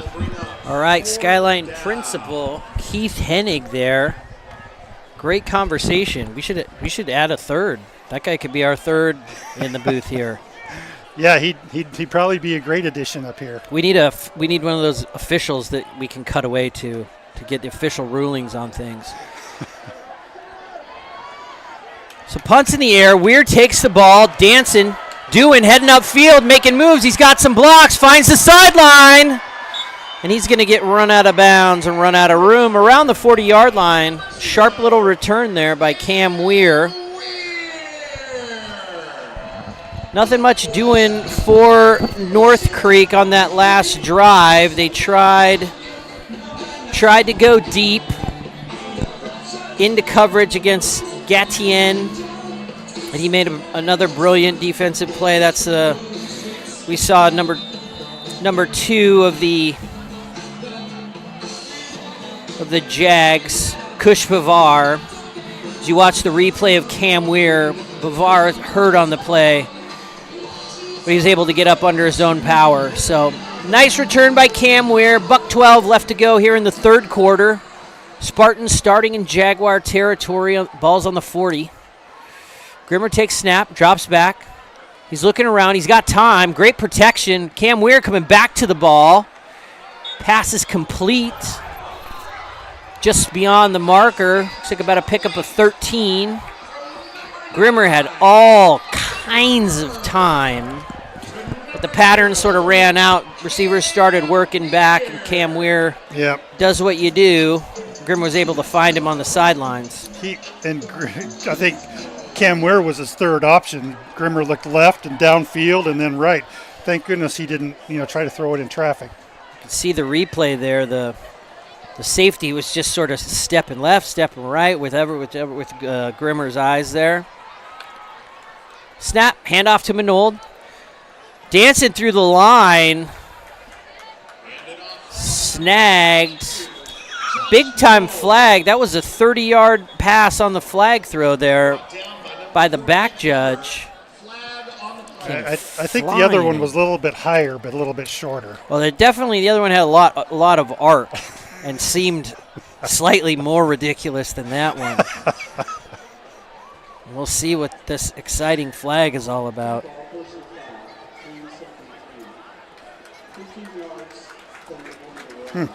So personal foul, dead ball personal foul. So at the end of the run, they'll take back 15 yards. Penalty was on Trevor Steinbach.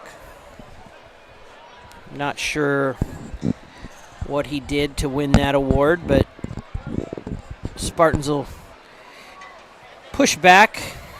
We're inside the 20. Now they'll be operating from the 34. So it'll be 1st and 10.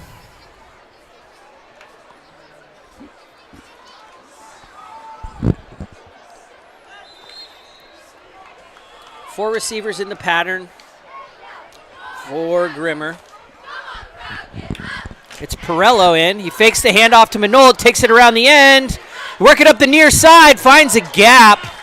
Good open field tackle there by number 10, Riley Elvidge. Perello in at quarterback that time, using a little QB option. Faking the handoff to Manold, and Perello will come off the field. The quarter will end. Spartans 25, Jags 7. We'll go into the fourth quarter, thanking our sponsors, New Vision Eye Care. Local Sammamish Eye Care team will take care of all your eye care needs for every member of your family. Stop in or give us a call today to set up your annual eye exam. And we'd also like to thank Safeco Insurance. Safeco Insurance is sold exclusively through local independent insurance agents who offer ease, choice, and advice to purchase the coverage you need to protect your family. Contact a local independent agent or go to www.safeco.com to get a quote. Christian Manley Orthodontics has been an honored community member since '91, creating award-winning smiles for decades.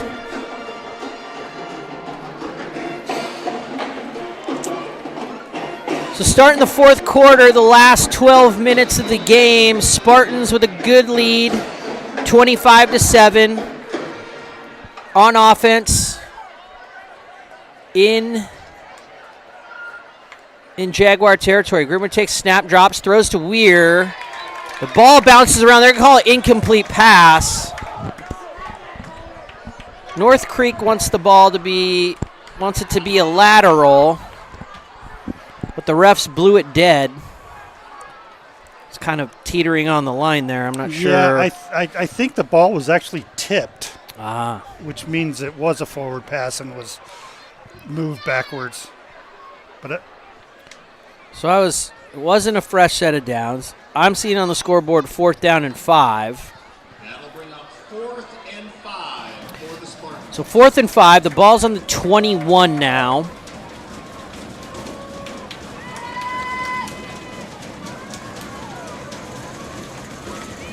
Ball snap. Grimmer drops back. Looks. He goes up looking for J.P. Jones. There's a flag on the play. Number 17 was in tight coverage there. Brock Fleming.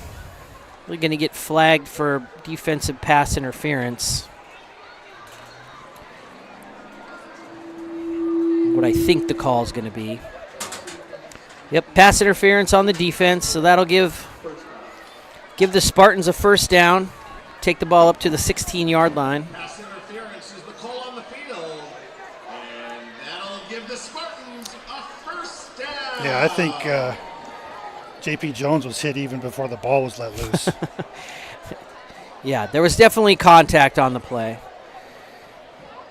So 1st and 10 for the Spartans. Ball is on the 11-yard line.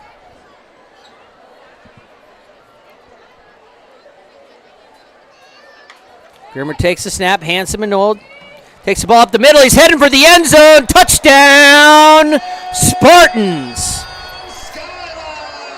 I said it earlier, have a day, kid, but, well, that's his 4th touchdown of the night. Josh Manold having one to remember. Scoreboard reads 31 for the Spartans, 7s for the Jags.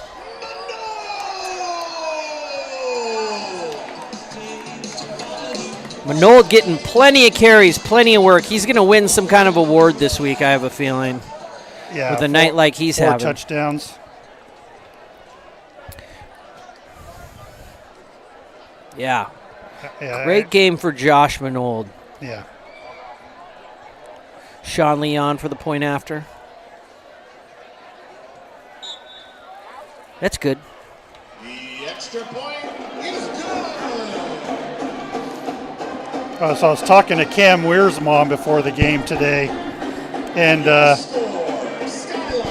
she's actually a nurse for Eastlake, and she's really concerned about the kind of the plays that were really Eastlake really plays a very physical game, and she noticed she said that she hasn't even watched that game because of kind of what she saw it initially, and so she sees that firsthand, and she's rooting for Cam on the Spartans. Sure. But she definitely shows concern when it gets physical like that on the Eastlake side. Yeah, that was a brutal game. Brutal game and a tough loss for the Spartans. And it was very, very physical. Very physical. Eastlake's got a very, very big, fast, athletic team. So it seems, it's no surprise that they bully around other teams. Yeah. And probably why they're ranked number 1 in the state right now. Yep. So Sean Lee will kick it off, 32-7. Spartans leading by 25 points. It's a 4-score game. 11:44 left to go in the second half. Lee, low liner, spinning. Taken around the 5 by Cunningham. First man he meets, number 43, Henry Grillo, pushes him out of bounds. Another flag on the field. Coming in late. Flag on the play.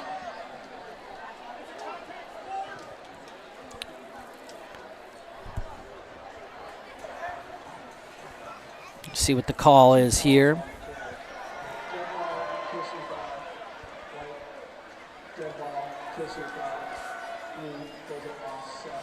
So some offsetting penalties on dead ball fouls. Maybe a little attitude going on down there for the players.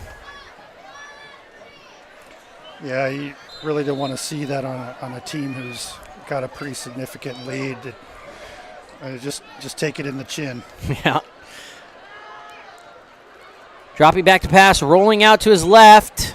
McGill finds a wide open receiver, and he makes a move, and he's headed upfield. Catch is made by Riley Elvidge. He takes the ball up to the 27-yard line. McGill rolled out, had time, made a very athletic throw on the run, and Elvidge had found himself wide open. A nice little hole in the zone around the 50, and is able to push the ball up to the 27-yard line. Yeah, huge hole. I think he was forced out of the pocket, too. Yeah, busted coverage, but a nice play by the Jags there. McGill coming to the near side. Ball's caught by number 1, Georgie Devicos. Puts his head down. Close to a first down. Tackle made there by Nick Gattian and J.P. Jones. Hard tackle there. So it is a first down. Ball snap. McGill drop back. He's snagged by Henry Grillo. Knifing his way through from the near side. You watch that replay there. Grillo in there like a shot. Yep, he was unblocked by the tight end and just came right in. I don't think anybody saw him coming. No, it was apparent. Okay. Ball snap. Grillo coming free again, but this time McGill able to get rid of the ball. The middle of the field, tackle made by J.P. Jones. Bunch of laundry.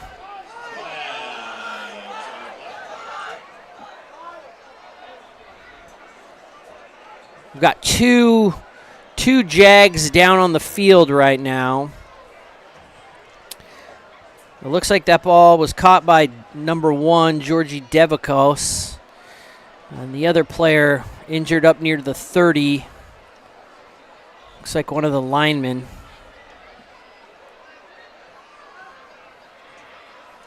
Both receiving attention from North Creek medical staff.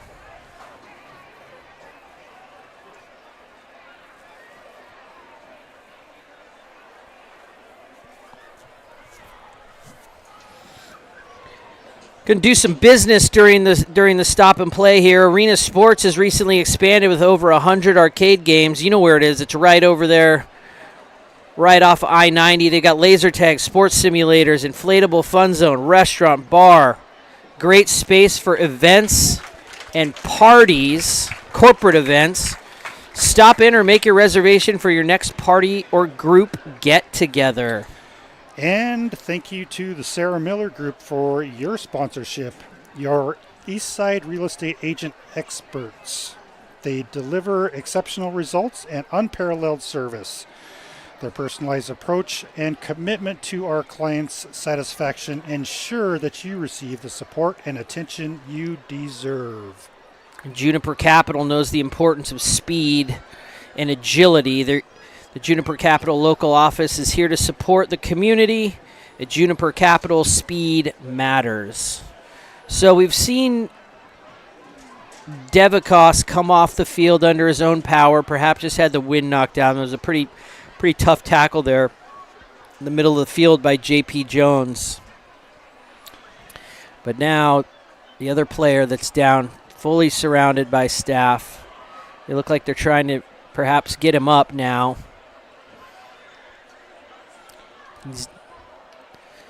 It's one of the linemen, so it's taking quite a few folks to get him up to his feet. Yeah. He seems to be walking off, holding his arm. Looks like number 56 with the Jags, Ethan Wiley.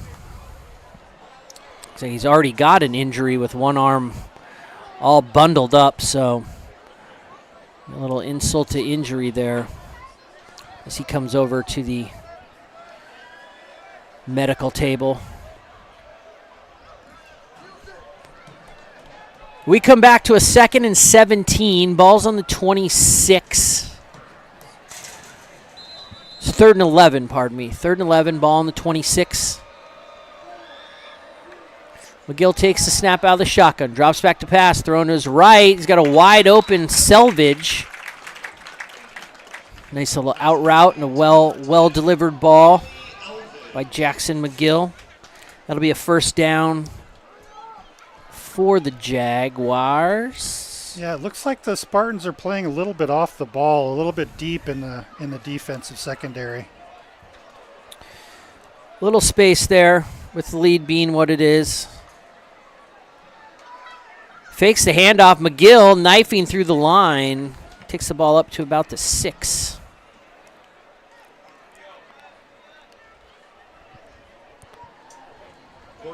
Not a lot of room there.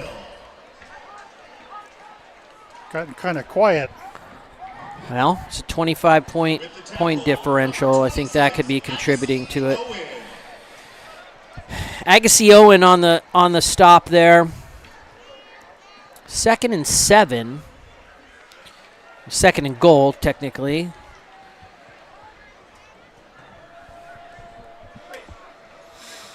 McGill in the shotgun.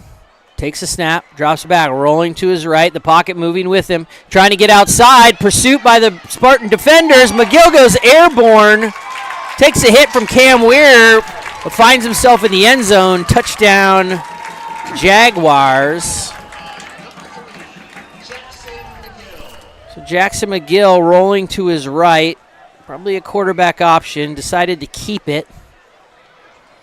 Had some room and just got over the top of Cam Weir there and outran everybody else. Yeah, that's a mismatch on Cam Weir. He's not going to bring anybody down.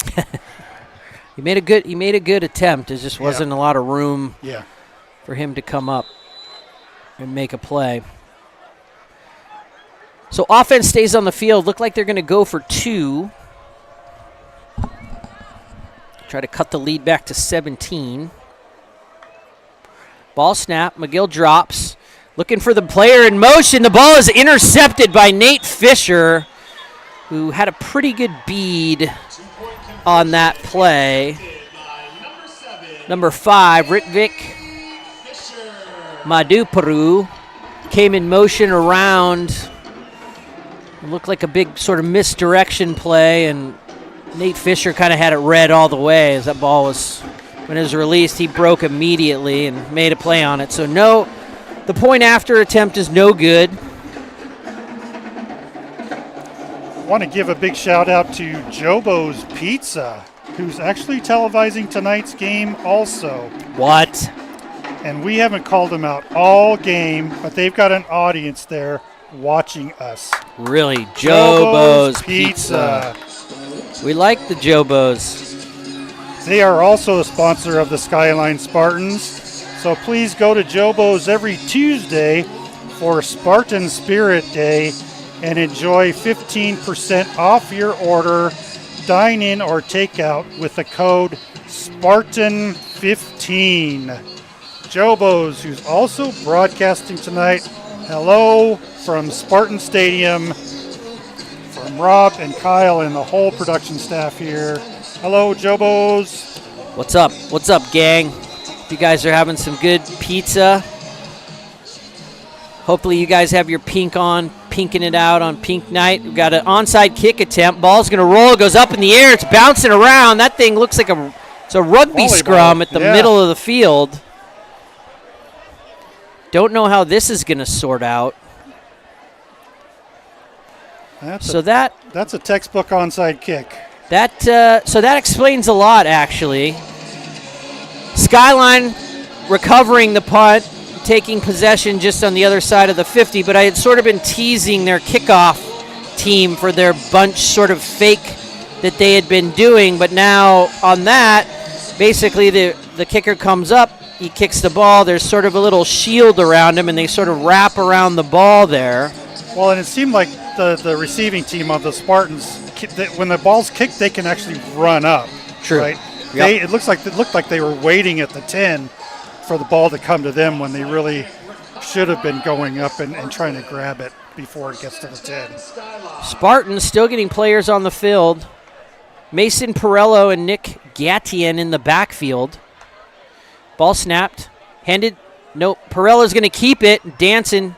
Running backwards, and he's going to get caught up with by the North Creek defense. Tackle made there by looks like number 17 made the tackle on the play. Looks like Brock Fleming. Looks like Gatien had an open field if he'd kept the ball. Yeah, Perello, I was faked out on the play. It looked like he had it in his stomach, but he pulled it out, so... Timeout on the field for the Jags. I want to thank Fisher Meats. We've been in business for over 110 years, the oldest business in Issaquah. Fisher Meats has seen some changes over that 110 years, but there are 2 things that never change. The quality of their meat and the outstanding service. We had Fisher Meats hot dogs at a tailgate party this evening. They were yummy. I gotta try that place. Gotta try that place next time. I'm gonna fire up the Traeger. I got a Traeger too. Love it. Smoke a butt. You know? A little clock adjustment being made by the officials here. 8:45. Put 8 seconds back on the clock. Spartans looking at 2nd and 13. Grimmer back out on the field. Gatien in the backfield with him. Takes a snap, drops back, lead to his left, then comes back to his right, lets it fly, looking for Cam Weir, who's wide open. Touchdown, Spartans! There's that game-breaking speed. Nothing fancy about that one. Just a post pattern. Weir sprinted off the line. Grimmer looked left on the snap, moved the safety, and then dropped that one in and just let Cam Weir run right under it. Yep. Just let it right out there for him. That was a beautiful pass and a nice catch. Great pass by Michael.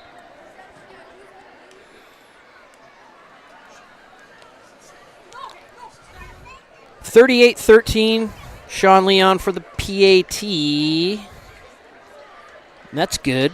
So you talked about earlier about the kickoff shenanigans that the Jaguars have been doing, but I watched Skyline do that too during practice this week. So yeah, they sort of start with the bunch, I guess. Yeah, and I think Skyline did it because it was getting close to the end of the game when they might have had a chance. It was an 11-point lead, and they could have done a better job of that onside kick that they attempted. So they did practice that type of trick play kickoff thing. So it's not uncommon. They needed it last week for sure. So it's a good thing to have in your repertoire. There we are, Kyle. We were just on TV. I mean, internet TV. We were on the YouTube. InterTube. Love that. 39-13. Jaguars are going to look to try to keep this respectable. Spartans lighten up the scoreboard. Nice to see after not a lot of offensive production last week against a really tough Bothell team. So, we talked about the change of pace in the offense, which has been effective, and now they're kind of slipping back into some of their older moves with some of the passing game, and they've been successful with that too. So it's good to see on a bounce-back win. Ball's taken around the 5-yard line by number 11, Pratham Gowda. He puts his head down. Pushed out of bounds. With another hard stop. Number 11, Chance Rudiger.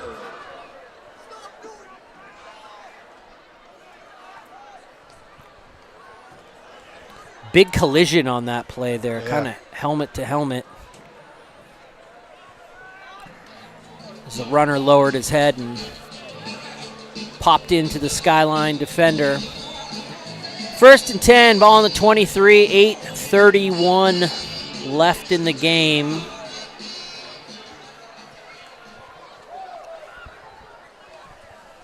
Gill takes the snap, hands the ball to Cunningham. Cunningham not finding a lot of room, and Colin Amick wouldn't let him go. Nope.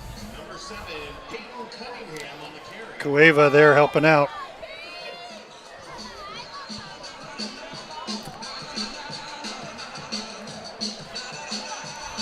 Looks like a beautiful night. Stars in the sky. See some planes flying over. Gorgeous night for football. Yep. And I hadn't looked at the forecast either, so I'm glad Keith brought that up. Looks like it's going to be nice next weekend too. Although I did purchase a Spartan green long sleeve shirt to wear under this polo as the weather turns. Well, Pass is dropped. Intended for number 28, Kutuva. Well, you're sporting the smart cap tonight too. I did. Look at you. I got a nice. Goodness. I had a nice discount code for an online store, so I snapped it up. I almost bought a beanie too, but I do that thing where you put all the stuff in the cart, and then I feel guilty about how expensive it is, and then you get rid of everything. But I got a nice hat. It fits well. I like how it looks. McGill drops back, thrown over the middle. Wide open is Elvidge. Makes a move, still on his feet. Taken down around the 45-yard line. Riley Elvidge. He's found himself alone a couple of times tonight. Yep, right in the same spot too. Yeah. 21, James Ursich. Ursich on the tackle.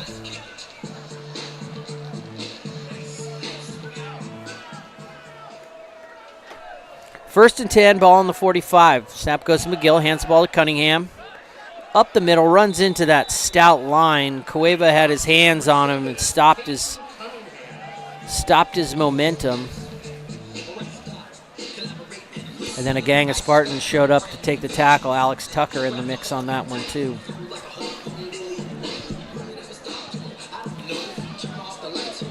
No gain on the play. Second and 10. Clock runs. 6:45 left in the game. Rolling to his right. Lets it fly. Ooh, nice catch. Nice catch. By Georgie Devakos. As you see here on the play, McGill rolling out. Grillo in pursuit, but a really athletic throw on the run there and a nice catch by Devakos. 4 receivers for McGill. Cunningham in the backfield. He sends McGill in motion. Or Cunningham in motion. McGill drops the pass to him. He's got some blockers out in front. Cunningham takes the ball up to the 34-yard line. Close to a first down. Connor Schooneman there on the tackle. Nice to see him getting some game time today. Getting some reps, yeah. Number 3, Connor Schooneman.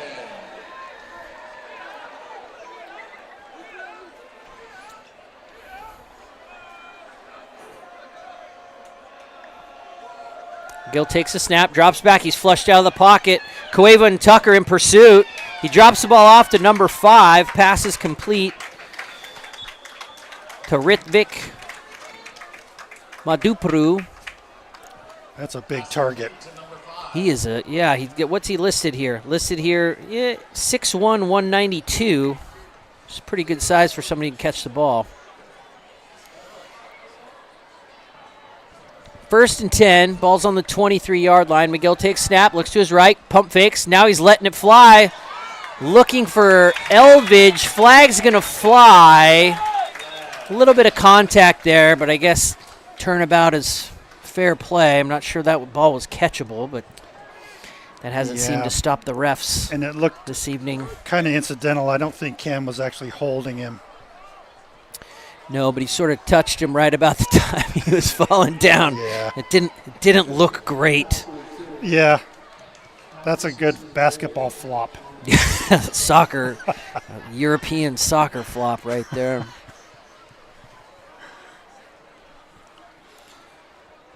Champions League flop.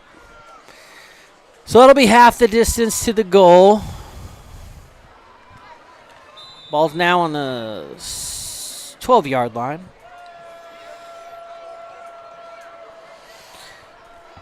McGill in the shotgun, number 16 in the backfield with him, Eric Battle. Maputo goes in motion. McGill going to keep it, sneaking up. Spartan defense meets him. Agassi Owen and Hunter Hickson on the tackle. Yep. That was a hard 1 yard. Well, you got 6 on them. They were at the 11. They're at the 12. They're down. It was like 5 yards. Got some whistling happening. The refs are pointing themselves. I think they got it together. 2nd and 4. Ball snap. McGill drops back, looking to his left. Now flushed out of the pocket, rolling right. Flags on the field. Ball goes up in the air, looking for the back of the end zone. The ball is caught. The signal is touchdown. Aniruddha Katuba on the catch. And we'll see what these flags are all about I that think came in something- from the far side of the Yeah. field. Something happened over by Jackson Manold.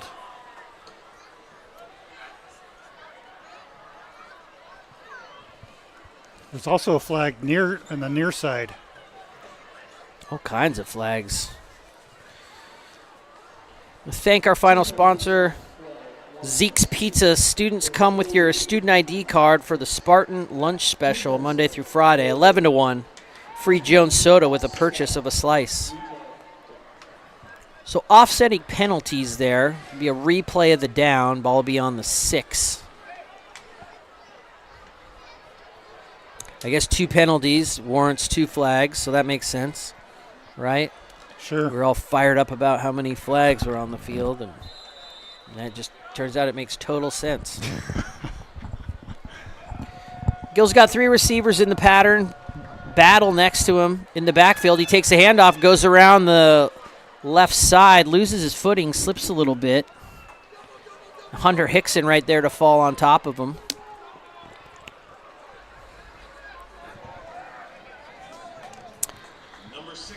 We've got a little personnel change here. A couple players coming off for the Jaguars. There's a gain of 3, so it's 3rd and 2. Jumbo package. McGill rolls out, rolling to his right. He's got a receiver who falls down, looking for Georgie Devakos in the corner of the end zone, following the roll, and he just was out in front, and Devakos just lost his footing. We've seen a couple people lose their footing tonight. Yeah. I think his feet got tied up with somebody. I think he got tripped on that play. Yeah, I think maybe he was, a little I bit. Think I think he did an NBA flop. He got clipped looking for that flag. Jumbo formation again. Ball on the 4. Snapped, handed off. Smashing into the line. Not much doing. They On needed the 2 play. yards for a first. Trying to push it forward. Cunningham couldn't get it there. So we'll look at 4th and 2. That was 3rd, I think. 3rd down.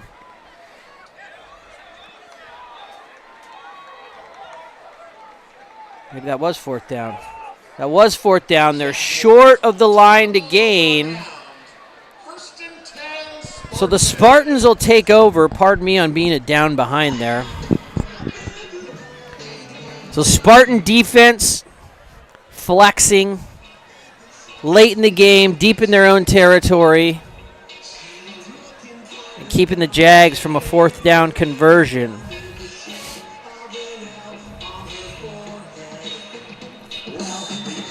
The Spartans coming on the field.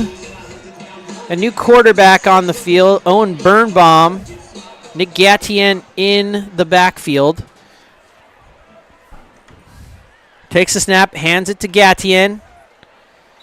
Lunges forward, buys a little bit of room, takes the ball to about the 6. Gain of 3 on the play.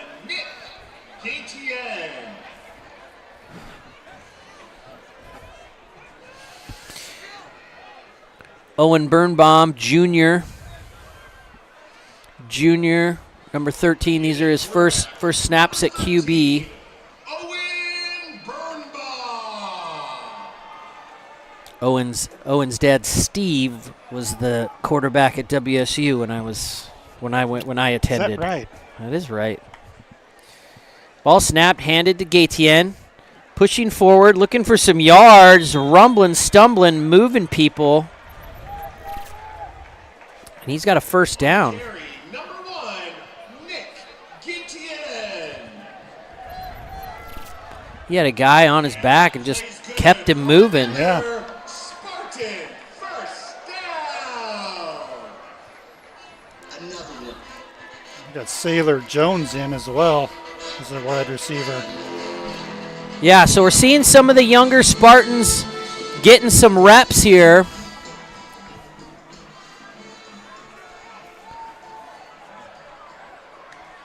Birnbaum takes the snap, hands the ball to number 21, James Ursich. Yep. Who's usually on the defensive side of the ball. Lunges forward, picks up maybe a yard. Number 21, James Ursich. So yeah, some numbers you haven't necessarily seen on the field. You've got number 23, Jack Mays out at wide receiver. Sailor Jones, as Kyle mentioned. They're split out here to the near side. Birnbaum takes snap, turns. Hands the ball to number 30, Xander Ganier. To number 32, Corbin Hundrup. You got Trevor Steinbach just manhandling a couple of guys on their defensive line. Absolutely. He's a big kid. He's a big kid. Absolutely. Birnbaum takes a snap, turns, hands the ball to number 32. Flag flies. Corbin Hundrup on the carry. Flags on the play. May have lost a yard. We'll see what the flag is. Running the ball on the previous play, number 30, Xander Ganier.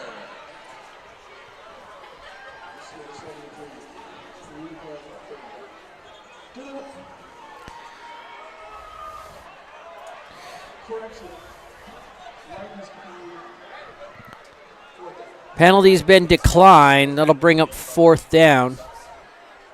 1:26 left in the game. Spartans with a hefty lead, 39-13.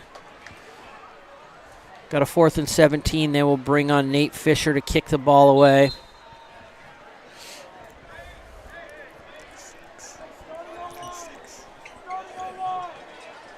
Fourth and 6. 4th down and 6 yards. Clock's running now. Snaps high. Fisher fields it. He gets the kick away. Nice spinning kick. Fair catch at the 44. Taken by Riley Elvidge.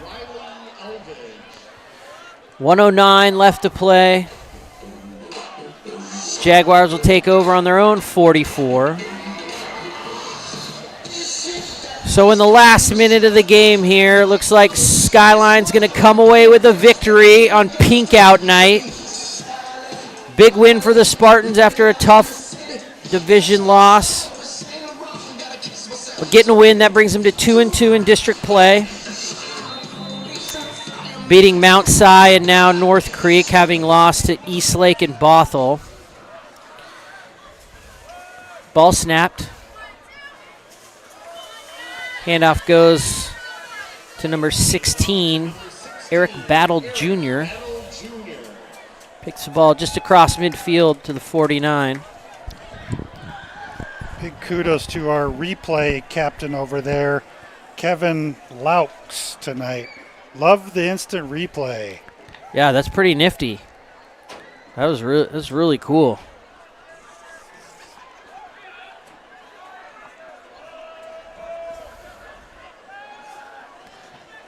Ball goes to Battle again, taking the ball, pushing it up to the 44. That's going to be enough for a 1st down. So again, see Battle take the ball there right up the middle. Tackle made by number 42, Colin Champ.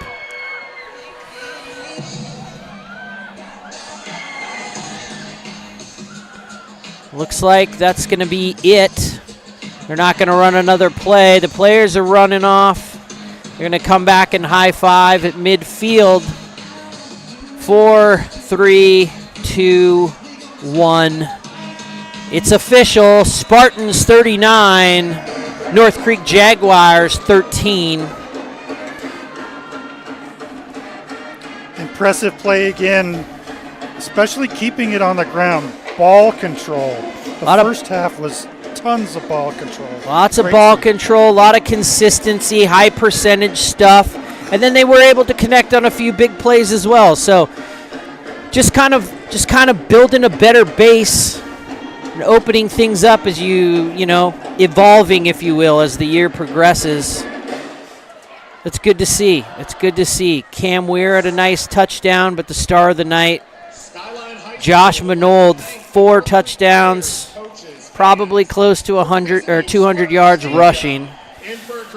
And yeah, it just led to a really big win on a really beautiful night up here on the plateau. So we want to give a big thanks to the Spartan QB Club, who makes this stream possible, our whole broadcast team, Skylar, Kevin, Dylan. Ryan Alvis also helps us out and keeps things on the straight and narrow during the week as we come up with this broadcast. So for myself, Rob Stiles, my partner Kyle Enns, our whole broadcast team, thanks for watching. We'll be back here next week for Skyline's homecoming when they take on 4A football powerhouse Eastmont, coming all the way from East Wenatchee. Any final words for tonight, Kyle? Interestingly, we didn't play Eastmont last year due to the smoke. The game was scheduled in Wenatchee. We were all going to go to Wenatchee. Then they moved it here, but there was so much smoke here that game actually got canceled. So this will be the first time we see Eastmont. We've seen Eastmont in 2 years. Well, it's sure to be good. Eastmont, one of the top-ranked teams. We'll probably see Skyline climb up a position or two this week as well. So it'll be a big matchup. Hope everybody has a great week. Be well, be good, be lucky. Have a great night. Have a great week. We'll see you next time. Thanks, everyone.